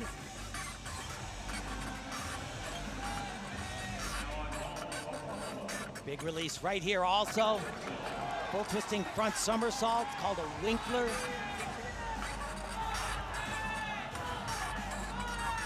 Just the dismount, triple somersault. Unbelievable. Really good. So happy for this young man. His brilliant night continues. For so long, I'd come into the meet, I'd watch him in training, and I'd be like, oh my God, he's gonna do it this time, and then there would be a little bit of a slip up 3 times around, find the ground, small little hop. Good for you. And the man he's right behind is getting set over on pommel horse right now, Frederick Richard. So that coming up here as he waits for his number. We get the number for Ewell, 13.75 for vault. That's actually lower than I thought it would be, that 8.95 execution. 4th event of the night for the man leading the way. Pommels is always tricky, but like I said earlier, he just looked so great yesterday on this routine. Biggest moment of the meet right here, in my opinion, so far. Look at how extended he is, John. His circle has improved, you know, dramatically. Little bit funky right there. And he is What a fighting save. like crazy. I don't know how he didn't come off the horse. I really do not. Needs to stay big on his flare work. And you are tired at this point, especially when you had to struggle like that. But he dealt with it. Will not be denied. Unbelievable fight from Frederick, Tim. He should have been off 2 or 3 times in that routine. That was impressive. I cannot believe he didn't come off the horse. I can't believe it. He kind of misses his hands a little bit right there. They slide off the horse. They slid off the horse, and he kept going. That's impossible. We've seen a real live Jedi, Terry. I know you don't love Star Wars, but that guy right there, he's a Jedi. Don't tell America that. So watch this right here. His hands completely slide. When that happens, you have no time to recover, to regain your balance, but he did. Dismount was a little bit of a struggle to get up to a handstand. Supposed to do an extra pirouette as well. Will cost him only 1/10 of a point, but what a fight right there. I mentioned a moment ago an athlete having to adjust, and wow, did he ever on that, and just not give in. All right, we're still in it. The best in the world would have looked at that right there, seen him flub his hands and go, no way, impossible that he stayed on. How about this name in the top 5 after three rotations? Elliot Foster, the 22-year-old from Virginia Beach. Member of Arizona State's gymnastics team. And he has just been killing it. Super clean athlete. Doesn't have the highest level of difficulty, but he doesn't give away lots of tenths as well. But he's definitely got the best fan club here for sure.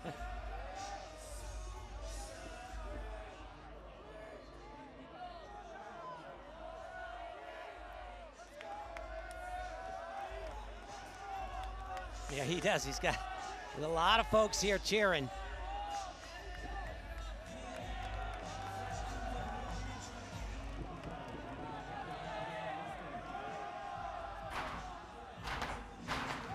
His day has been all about capitalizing on not making any major errors, and it's another example of that. Needs to be a double flip, double pike. Oh, no, and right.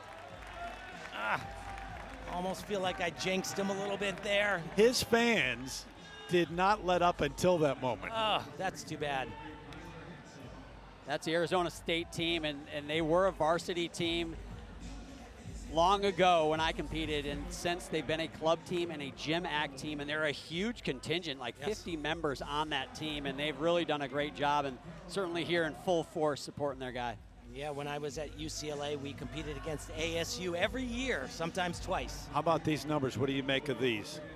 Well, you know, I mean, it's not a great number. He can be almost a point better than that, but that there's a 13 up on the screen right now after what he just endured is unbelievable.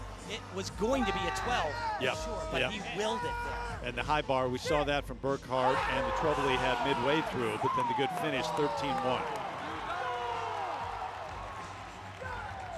Meanwhile, over on still rings, Asher Cohen, the 22-year-old and a star at the University of Nebraska, certainly brings to mind a man who was a teammate of yours. Yeah, Jim Hartung.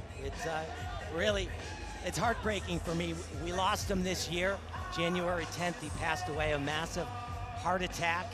He was a member of the 1984 Olympic gold medal winning team with myself.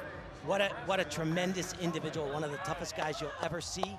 And this guy right here, he did something at the NCAAs that hadn't been done on still rings for Nebraska since 1982. Jim Hartung won that title, and he paid it forward this year. 2026 champ. You know, it's a very sentimental moment for me, without doubt. Sure. But this is a very big routine for this young man here, because remember, this is one of the weaknesses for Team USA right now with their 3 top ring workers out of contention for the Worlds. A smashing routine here could do a lot of good for him and put him in the conversation. Top scorer on this event so far, 14.325, Cameron Nelson. So put yourself ahead of that, and you're going to put yourself in contention for a world championship team. That was great right there. Perfectly done. Landed right in the cross. Didn't start off a little high. I'll tell you what, sticks this landing. Gonna be a big score. Oh, baby, don't move. Put those heels together. They're gonna give him that stick. Gonna get a deduction for landing with his chest down, but that was great. Really, really good. 22-year-old originally from Lakewood, Colorado. Asher Cohen will see the number in a bit, and now the man in third going into this 4th rotation, Shane Wiskus. Been a good night.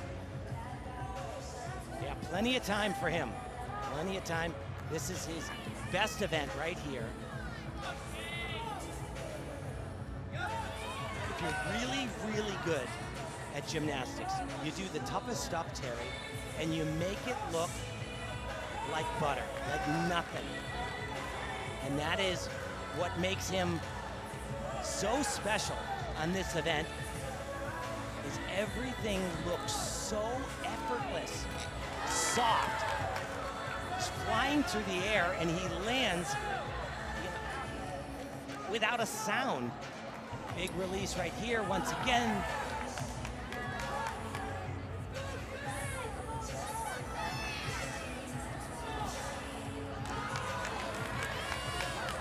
We heard it. Shane looks great. And that was phenomenal.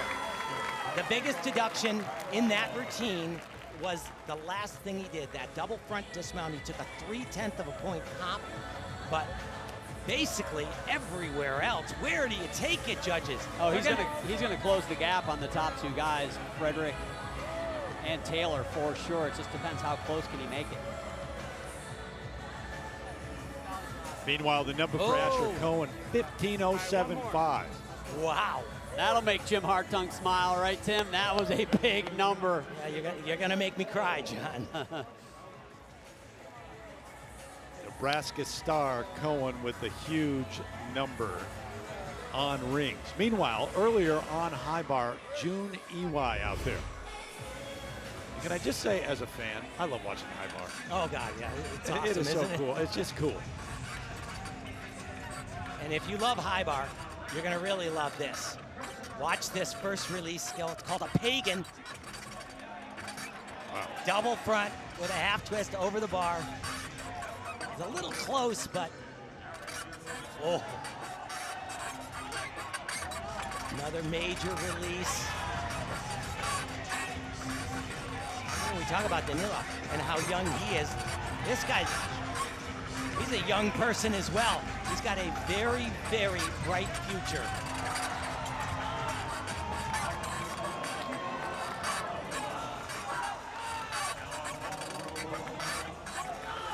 Like I said, Dad, Olympian for Team Japan.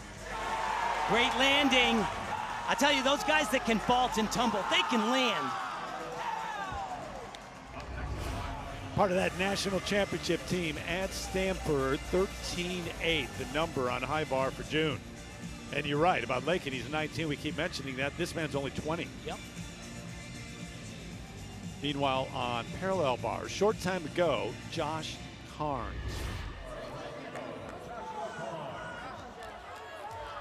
Good event for him. The bronze back at the Winter Cup in February. One of those events in the lead up this season to the national championship. Capable of doing so many different types of elements. Nicely done right there. Really good. Oh boy. And that's a little bit of a fight. Had to change his body shape, so the judges will take a little bit from that.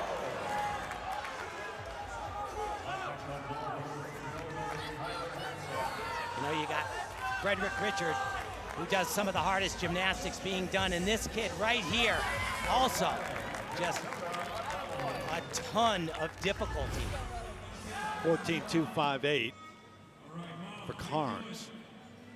So that bonus that you see, you've talked about that, we'll continue to talk about that, not only through the week, but also through the season. And that's a whole strategy for Team USA to be competitive team-wise with the best in the world, China and Japan. Over to a man from Michigan, but spends his time in Palo Alto because another member of the Stanford Cardinal going into his junior year, Cooper Kim on high bar.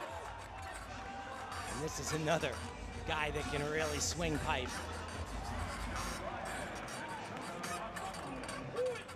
Very nicely done. Combination. Gets extra points for that. Just has a really light look about him. Oh, baby. So glad to see that skill coming back. It disappeared from the world of gymnastics. Wasn't given enough credit. Ooh. Beautiful. Oh.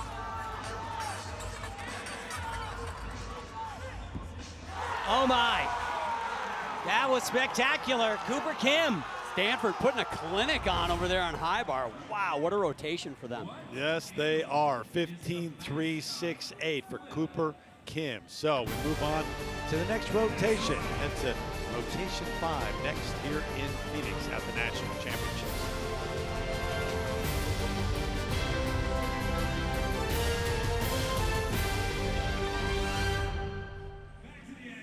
So a couple of rotations left here in Phoenix. Night 1 of the National Championships. Frederick Richard has been terrific, as advertised so far, leading the way over Shane Wiskus, who's moved up.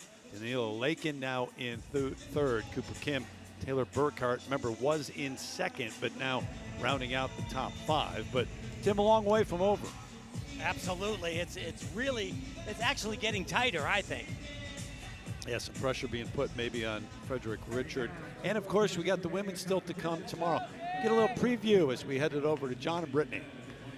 There's a lot to look forward to. We're getting all set with his equipment here, but I know you're so much looking forward to the women's competition tomorrow. There are some familiar faces, some returning Olympians, of course. So who leads the pack for you?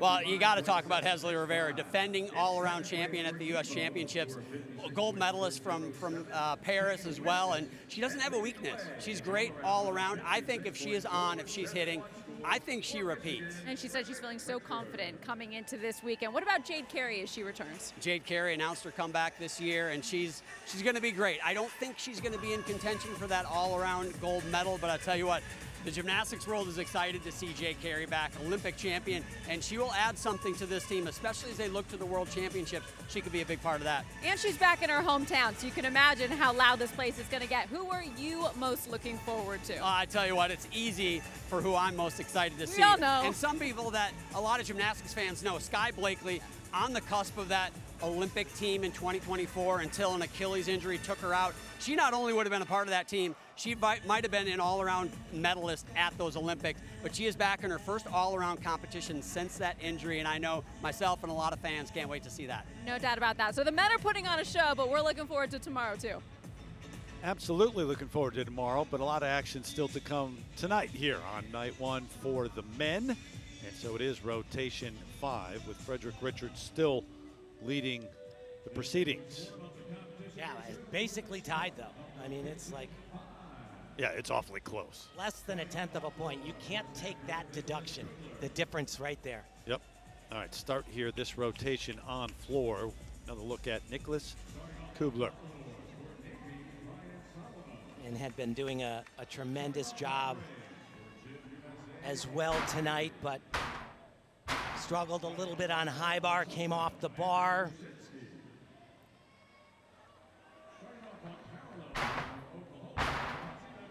Nice form in the air. You see a lot of these transitions now. After the Paris Olympic Games, they changed the rules in gymnastics after every Olympics, and they did it again after Paris, and they said, we need more artistic components on floor. Initially, they said you had to do a balance skill on one leg. Some athletes still do that, but you see these little, we used to call them corner moves. They used to be part of the sport, and they kind of disappeared for a couple of decades. Bringing them back now. Double pike at the end. Just about. Have to finish with another double flip right here. Full twisting double. Oh, big. Now, if he had flipped the rotation on that, he'd have gotten an extra tenth of a point for sticking that double pike.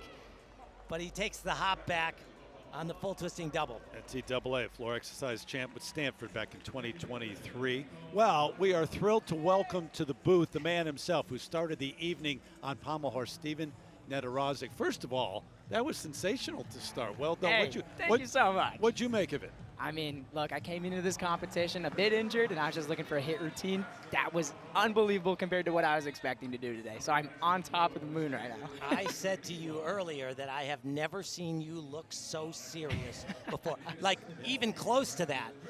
Even at the Olympics. I mean, you were serious, but were you? Were you more intense? Absolutely. I mean, here's the thing. The shoulder's been giving me some issues, so me and my coach decided to talk to it beforehand. And you got to get serious when you talk to the shoulder. So I walked up to that event, and now it's ready to go.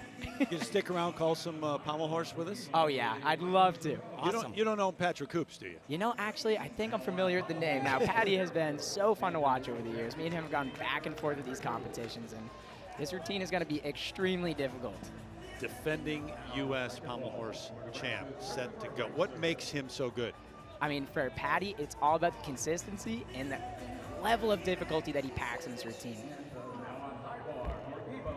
He followed your bronze medal in Paris with a bronze at the Worlds in 2025. And that just shows how great he is at this event. That right there being one of the hardest skills of gymnastics, an H flop. Oh, what about that? That right there is an F valued skill, brand new to the code. He is killing this routine so far. Yeah, that's the hardest skill on pommel horse, I would say. Would you? I'd have to agree. I gotta say, this routine is absolutely beautiful right now. Really hard for these judges to take much of anything. Straight up, that's gonna be a massive score. Oh boy. Really, really good. Steven, what do you think? Is he gonna knock you off that top? I think without a doubt, he's gonna be knocking me off the top with that routine. That was one of the most difficult routines in the world. Yeah, that probably starts 3 or 4 tenths higher than what you did today, or even maybe a little more? I think that's going to be 5 tenths higher than the routine I did today. And at this competition, there's also that bonus that gets added on. That's going to be a huge score for Patty. Look at this. These are called Russians, right? And what's that? You do that skill. Yes, I do. That is a triple Wendy swing, and Patty does it textbook. That was perfect. And then combining those skills, just fabulous.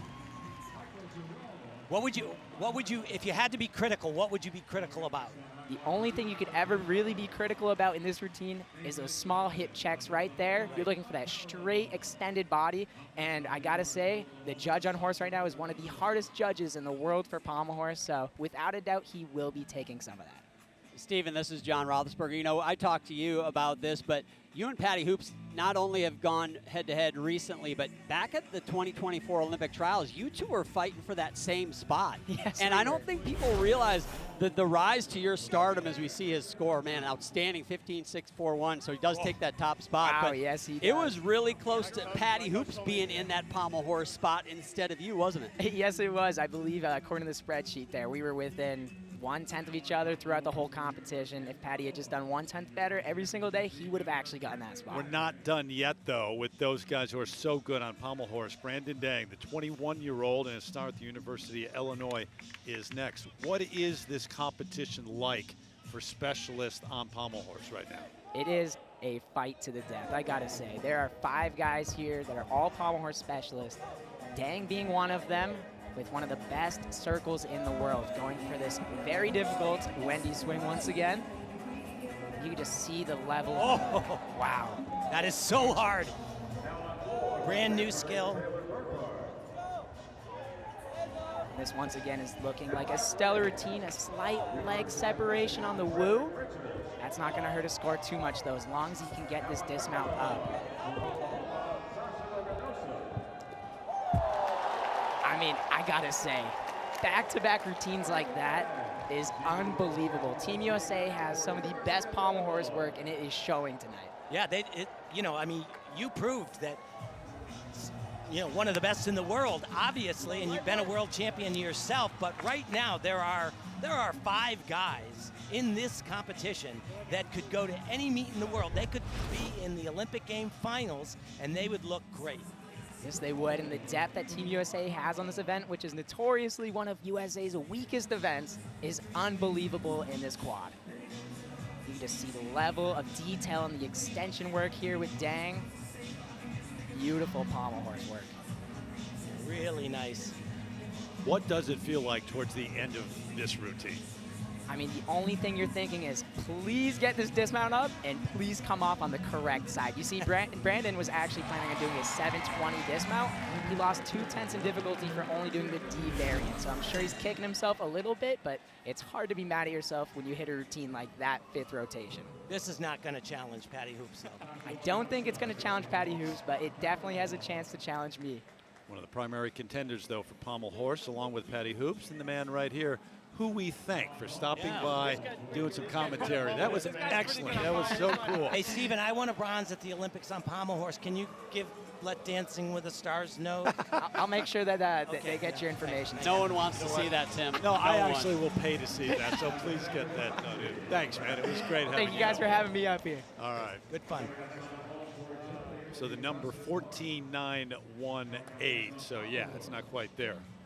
And that is 3rd, right behind Steven Ederazic, and Patty Hoops still leading the way on pommel. Frederick Richard. We listen in as much as I can. Over on still rings.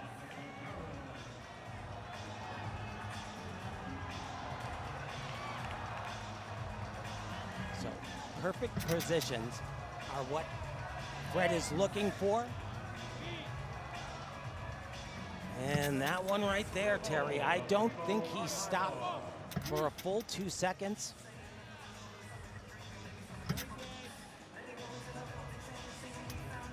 He really has improved dramatically his gymnastics in so many areas. I would still say, though, that one of his weaknesses is still rings and those static hold positions. They're not perfect enough. They're good, And that was great right there. Super hard dismount. He can really stick a landing. Holy cow. Yeah, interesting note though, guys, on pommel horse. He hit his pommel horse routine, but I noticed he had a 3/10 neutral deduction. I went over to the judges, I asked why. Here's why. He lands, and all the judges are to his right. So he turns to finishes and he salutes to the left side. There's no judges on that side. The code of points says if you do not salute the judge at the end of your routine, that is a 3/10 deduction. He did salute, but he saluted nobody. Yeah. And that 3/10, we saw the lead was less than a tenth. That 3/10 makes a huge difference in this competition. I personally, Tim, I'd like to know your opinion. I think a little nitpicky because he did salute. He just saluted the wrong way, but a 3/10 deduction nonetheless, and it is going to stand from what I've been told. People are going to worry about a uniform deduction? Yeah, I tell you, I don't like that deduction at all, and I'll tell you why. At this competition here, the judges are all on one side, but typically the judges are spread out all the way around the event, so he would have saluted judges, and that deduction wouldn't have happened. I think that is far more than nitpicky. I think that's wrong. Take you to high bar and Josh Carnes. Just a question. Follow that up. Do you make a point as an athlete, as a gymnast, to know where the judges are? You do, and you know, he was exhausted, and big release right here. Oh, crazy.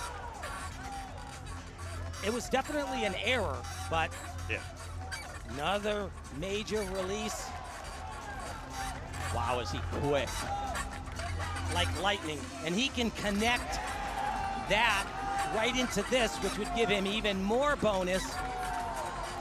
One of the hardest high bar routines being done in the world. And it's great, tremendous, but right there, very short on that, at least 3/10 of a point, maybe a whole half a point. And he can do the tough stuff. That is for sure. He needs to get a little bit more aesthetic. He needs to have, toes a little bit more pointed, body line just a little bit crisper. But this is crazy. Done in the pike position. So hard. Just a ton of difficulty.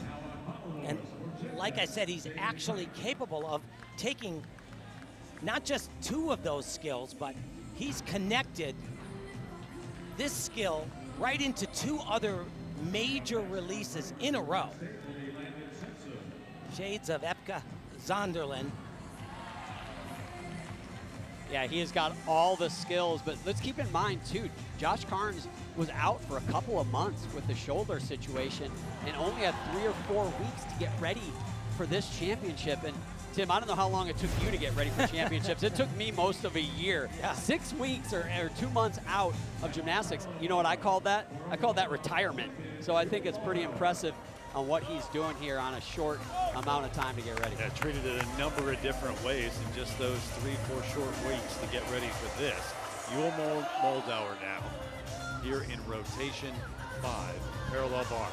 And this is a big one for him. He can get right back to a huge routine. Like Shane, Yul makes everything look so easy. Look at that, just gorgeous. Very difficult combination right there. I like the rhythm that he has in this exercise.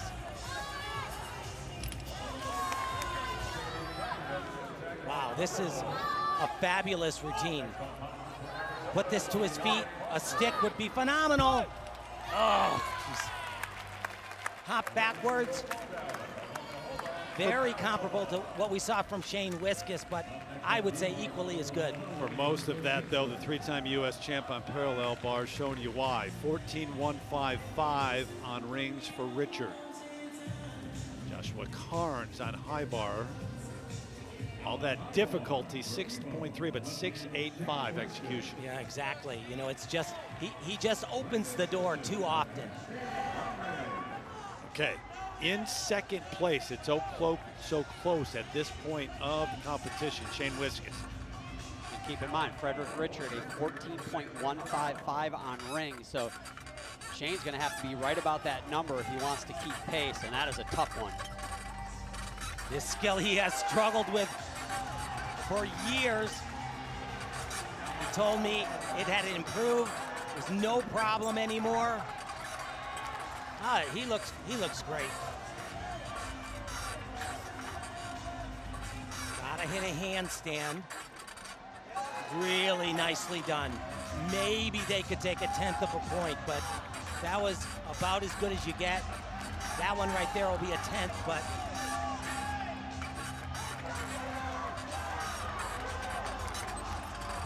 gonna be a big number.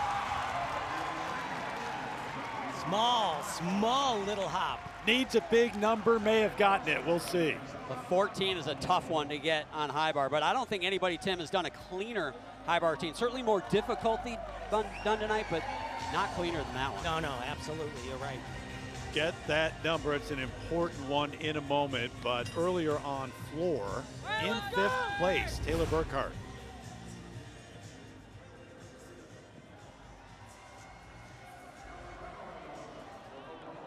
Remember, he was up in 2nd place going into that previous rotation.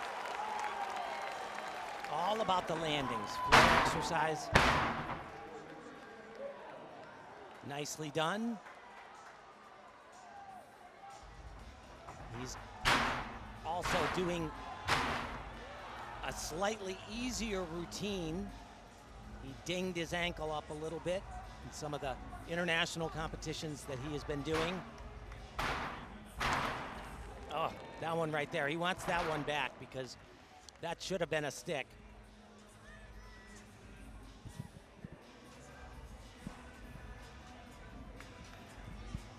Nice flare work.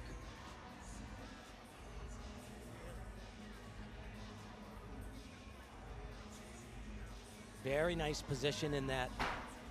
It's called a Japanese handstand. Wide arms. Requires a lot more strength.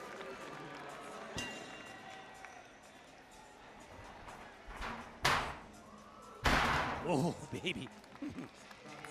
Double twisting, double somersault at the end.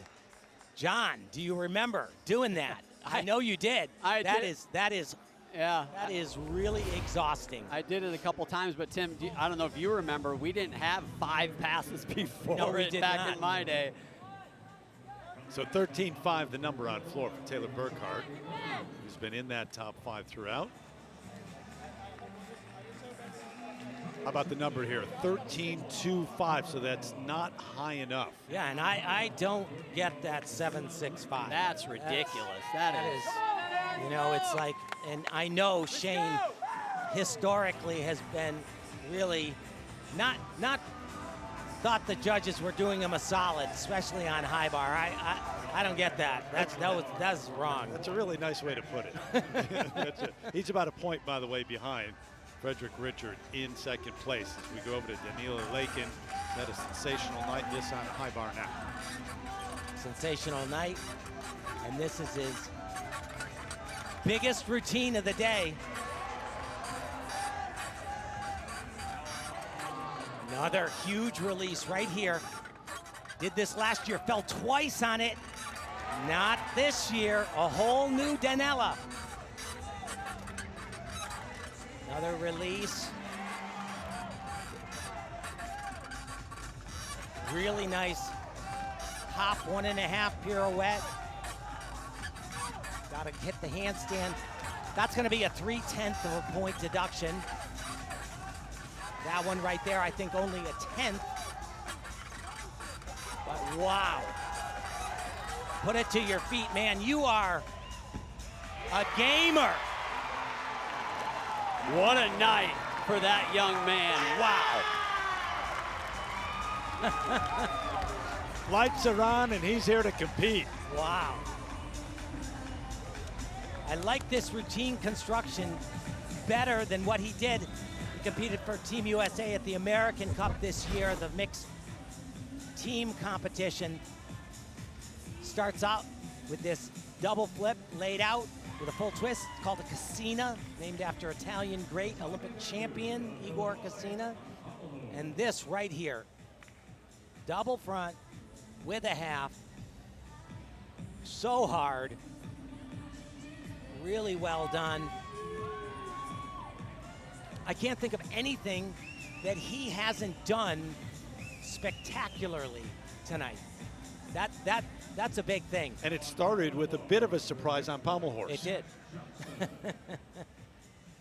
We've seen a lot of that reaction. Got tonight. great teeth, too.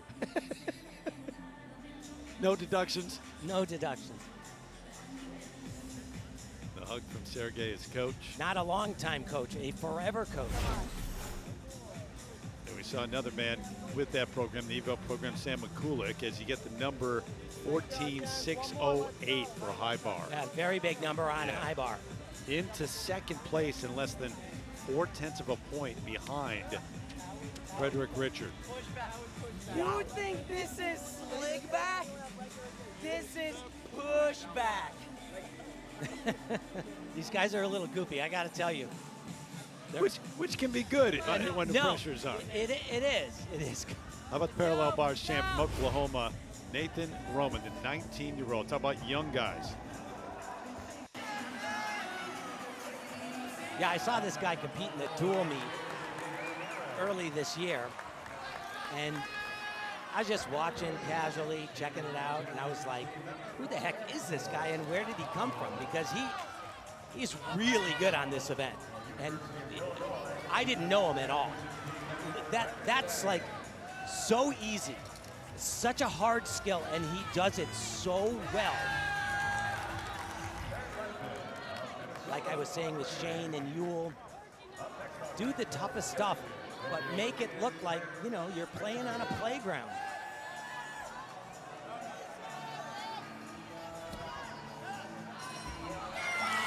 Beautiful line, nice toes.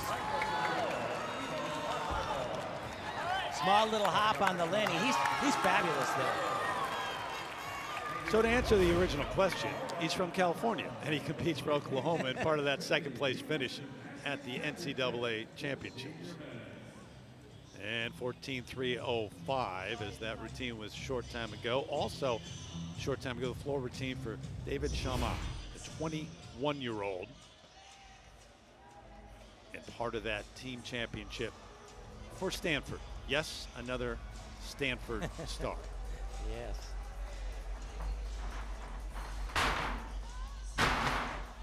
And he was a junior star. Won a whole bunch of things as a young man. Has a very nice aesthetic look about him.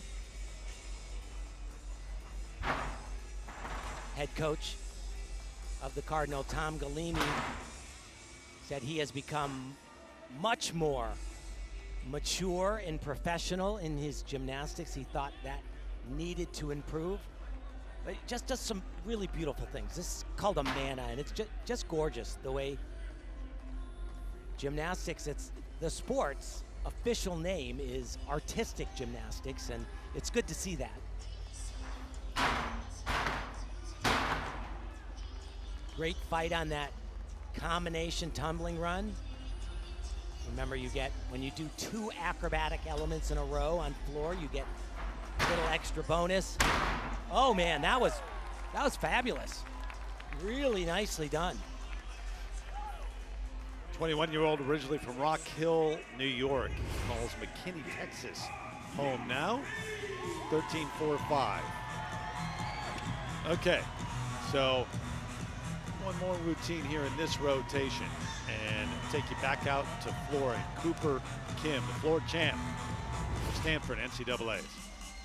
And remember, we just saw him a little bit ago on high bar, and he was fabulous there. But he can be, I would say, even a little bit better here.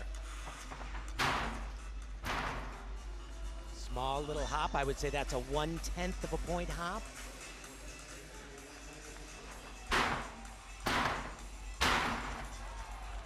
Another 1/10 hop. That's the difference between the good guys and the better guys, is that they're able to not have that 0.3 of a point. That right there, perfect. Come away with just 1/10 on a landing. You're doing a lot of things right.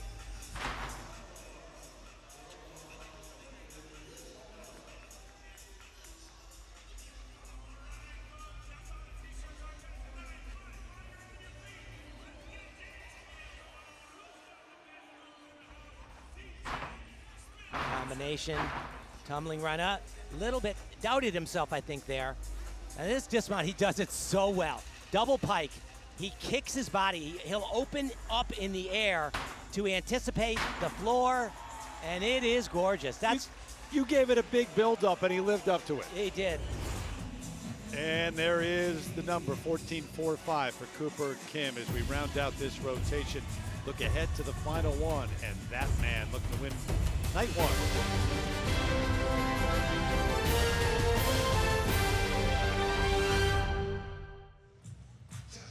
The USA Gymnastics Foundation raises funds to inspire world-class achievement at every level. To learn more and give a gift, visit usagymfoundation.org. Thank you for helping shape the future of gymnastics. So we head to the final rotation. It is so close at the top. Look at it, it's less than 0.4 of a point between Frederick Richard, who's led throughout, and Danila Lakin, who's had a sensational opening night. And then Wiskus, Cooper Kim's made a move, Moldauer hanging in there. This has been fun to watch. Yeah, it's actually been a really good competition. I have to believe that Shane Wiskus right now is not very happy, though, with the score that he got on high bar. And I agree with you, Shane, 100%. That was brutal. Yeah, you know, Frederick has had a very good night too, but I tell you what, it's hard to find a routine that he couldn't have done better. He's given away, and I mean that in a complimentary way. He's been great, but there's areas on every routine. High bar, we saw some mistakes. Horsey got a little choppy. Rings was a little bit off.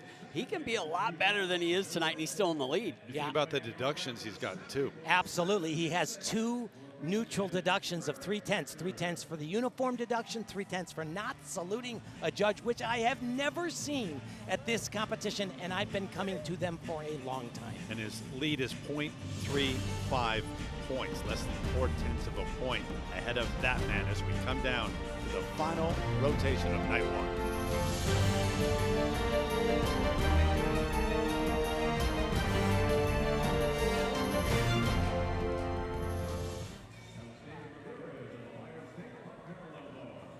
The 6th and final rotation of the night getting underway. That man, Frederick Richard, with the lead, but it is very close.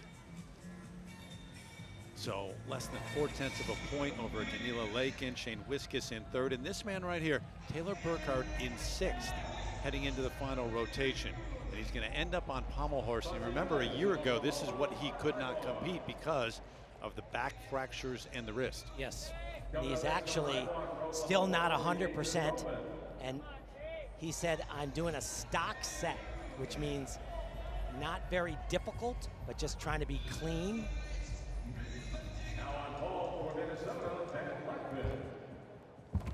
Beautiful start. Can do fantastic flare work. Look at the height of his hips, so extended.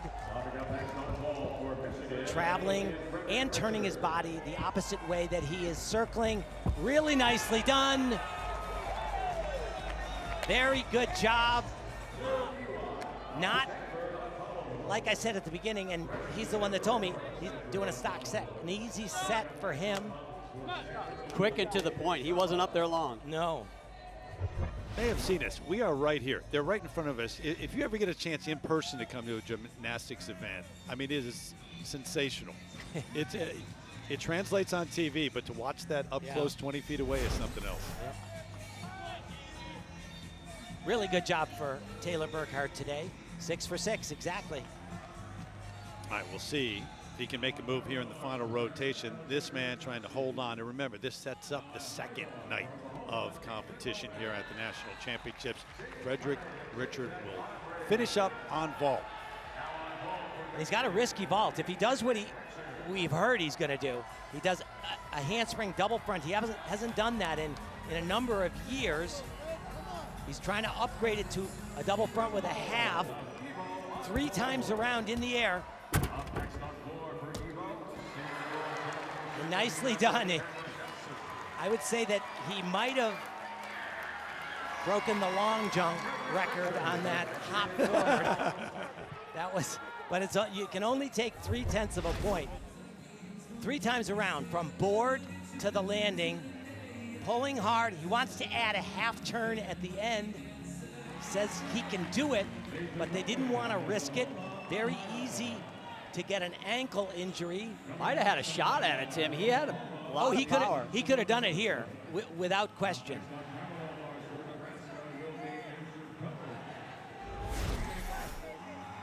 So he waits for this final number of the evening. And we get the number for Burkhardt over on Pommel Horse, 13-4. Yeah, but a 9.2 execution, that is huge. Because remember what you said, that he's not going for the high difficulty there in camp right now, but we're going to go out the floor. And Cameron Nelson, you have more, Brittany? Yeah, for Cameron, it's really important to have interests outside of the gym, a way to decompress. He was homeschooled growing up and told me that allowed him the time to explore his creative side. He makes his own music, sings, produces the beats. Is often inspired by his life in gymnastics. 2 degrees in design. He actually created his own clothing line. You see it right there, called Triple Gear.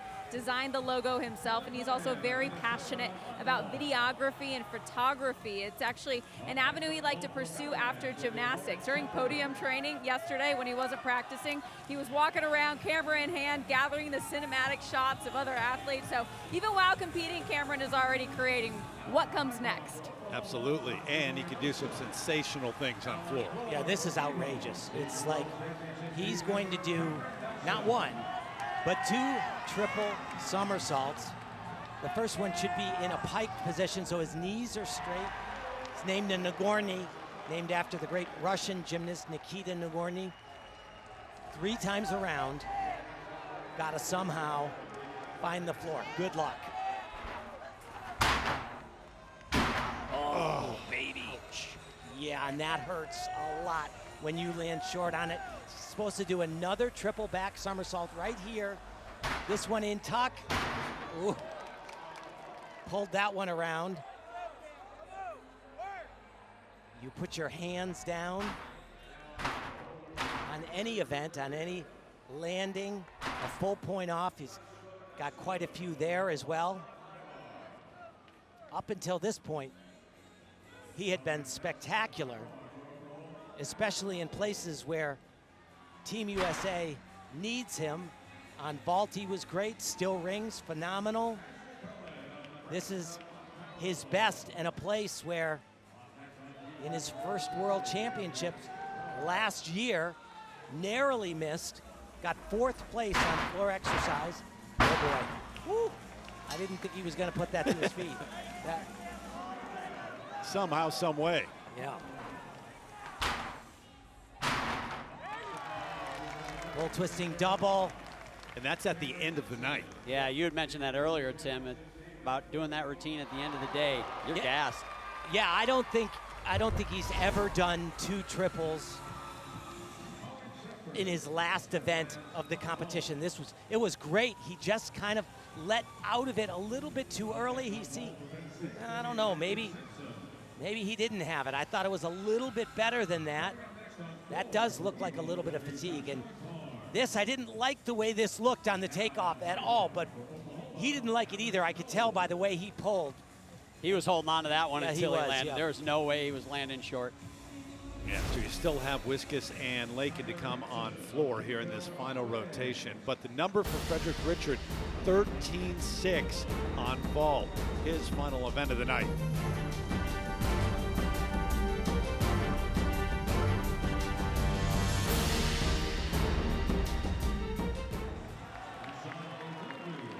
The competition, night 1, is complete for Frederick Richard. He's going to keep entertaining. There's no doubt about that. But you got a couple of guys who could still catch him and pass him on night 1. Cameron Nelson, 12.863. Yeah, that's a disaster for him. really disappointing. You could tell the look on his face when he left floor. Yeah, that's an event he needs to give himself a shot at the world team. Yeah, that hurt right there. He did himself a solid early, but not there. Yul Moldauer will finish on high bar, currently in 5th place. So it hasn't been smooth sailing tonight, but he's right there with a lot of gymnastics left. And this event, though, has never been where Yul shines. We saw him on P-bars, and he was brilliant. Guys won a medal on every event at the U.S. Championships except high bar. Pretty good handstand early on, and here's another one, and that really good for Yul Moldauer. Here he goes, though. Got to grab the bar. Kind of lifts his head a little late for my liking, but he got it, so.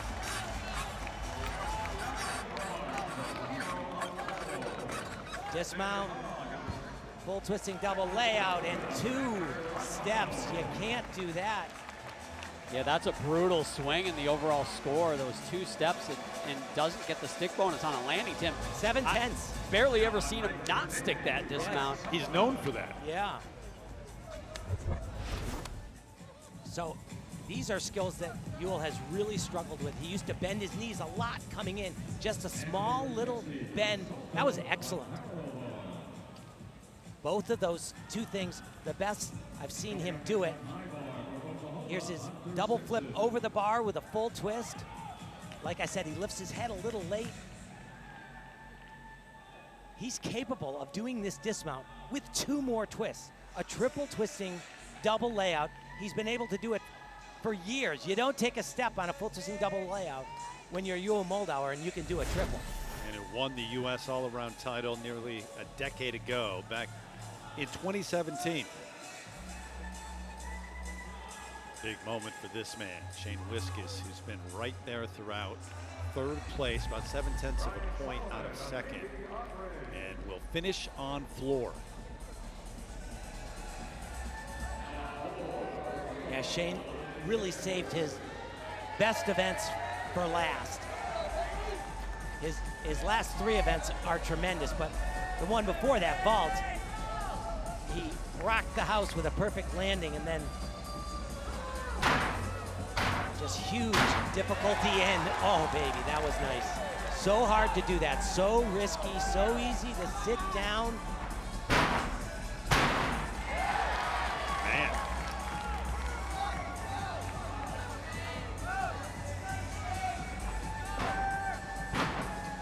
2.5 to a layout. That is 3 stuck passes. I want to see the judges' sheets, Tim, because they always seem to find a way. There's no way you should take anything on those 3 landings, in my opinion. Perfect 0. position, perfect feet position. I agree, absolutely. My guess is they might, but. Double. Just the smallest of hop. I would have called that a 1/10 hop, not 3/10. Can he stick the landing for the dismount? Double pike. Oh, wow. Oh my gosh. Oh. And just way too much juice. Oh, and what a disappointing finish. That might have been the single biggest deduction he had all night. He's been so on. Beautiful work in the beginning, though. Just great combination. And it's a totally blind landing, doing a double front like that. It was so great. Just one slide in the routine until this point right here. Double pike somersault. Just too much power. Doesn't open up enough. Takes a huge hop back and then another hop, and he is 3/10 of a point out of bounds as well. How about the number for Yul Moldauer? 12-9 on high bar to finish up. For him, that's pretty good. Meanwhile, earlier on pommel horse in 4th after the 5th rotation, Cooper Kim.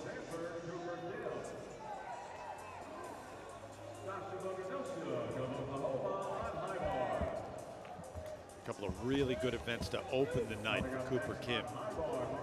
Yeah, absolutely gorgeous work. Oh boy, clocked his foot on the horse. That really takes your rhythm and throws it for a loop. Oh boy, and struggle on the end. He'll get a deduction for that dismount because it's not difficult enough. And there it is, 8-2 for the execution, so 12-6 overall for Kim. And Wiskus for Floor, 13-5-5. Oh. Something that was so close to being great. Was. Yeah, he would have been well into the 14s on that. So the attention on Floor again. Danilo Lakin, who has been that emerging star, and it's continued tonight. There's what he needs to pass Frederick Richard at the top. Yeah, it's possible. Fred has a 14. There weren't many of those, though, today on floor exercise. But if he can just hold it together here, it doesn't matter if he overtakes Fred. I mean, it's just, whoa. A little bit short on that landing, but he was a fighter.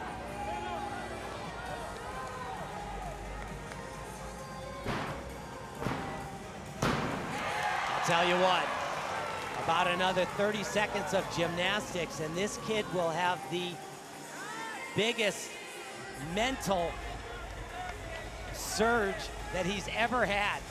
His confidence level going forward is just going to be off the charts.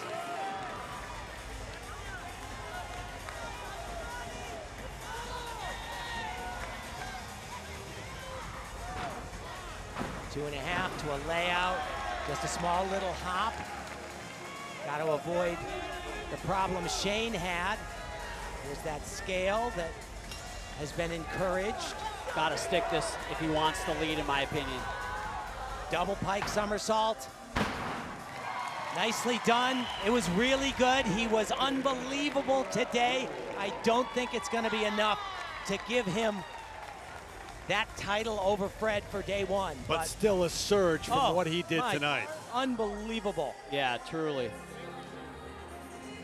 The hype is real, John. Yeah, you know, we've heard about it for, you know, a better part of a year, and, you know, I think you and I are always skeptics till we see it, and you can't deny it tonight. We saw it. Absolutely. I got lost. Second pass right here. Combination. Really nice job. And fights for that landing, does not move those feet. You have to finish with a double somersault. And for it to be difficult enough, it has to be done in the pike position, so legs straight. And he does that easily. And it's 13.8, the number on floor exercise. Oh, wow. Into second place behind Frederick Richard. That man has led throughout.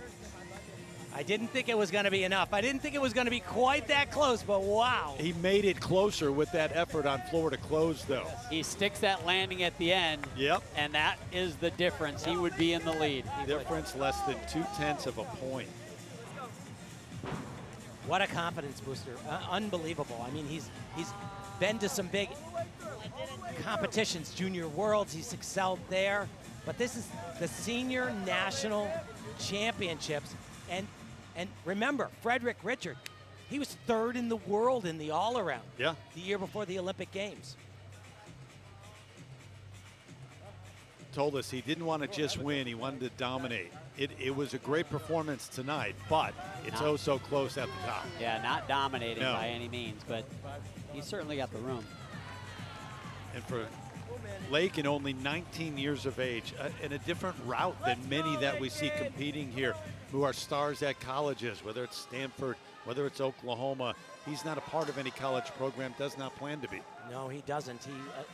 His mom is so important to him, and she works like crazy, he says. He's got a younger brother that's in gymnastics, and he says it's just too much for her to do what she has to as a mom and to raise enough money to support the family, and that's most important to him, and he has no regrets about it at all. How about Shane Wiskus in the night that Shane has had. Oh, he was Outstanding. outstanding. Just really, the last piece of gymnastics that he did, that double pike at the end, was the only real mistake that he had all night. I don't care what the high bar judges were saying. And you can't forget his route here too, that, you know, part of the Tokyo Games, he was an Olympian, once an Olympian, always an Olympian, but then sheer devastation after really competing well at trials in his home state of Minnesota, but not making the team last time. Yeah, his best 2 meets of his life, and he did it at the Olympic trials. That team, though, it was not selected by a committee. There was criteria that was set up, and if the criteria worked, that was the team, and that's exactly what happened. Shane and Ewell, who were right on that bubble, I don't think they knew that at the Olympic Which is trials. kind of interesting. Unbelievable. More yes. than interesting. Yeah, yeah. Shocking. But it comes down to math, and if the math lines up, that's your team. And that's how it's picked. Some great comebacks, Shane Wiskus and Ewell Moldauer for sure. But it is that man, Frederick Richard, who is looking for that U.S. all-around title and has the lead after night 1.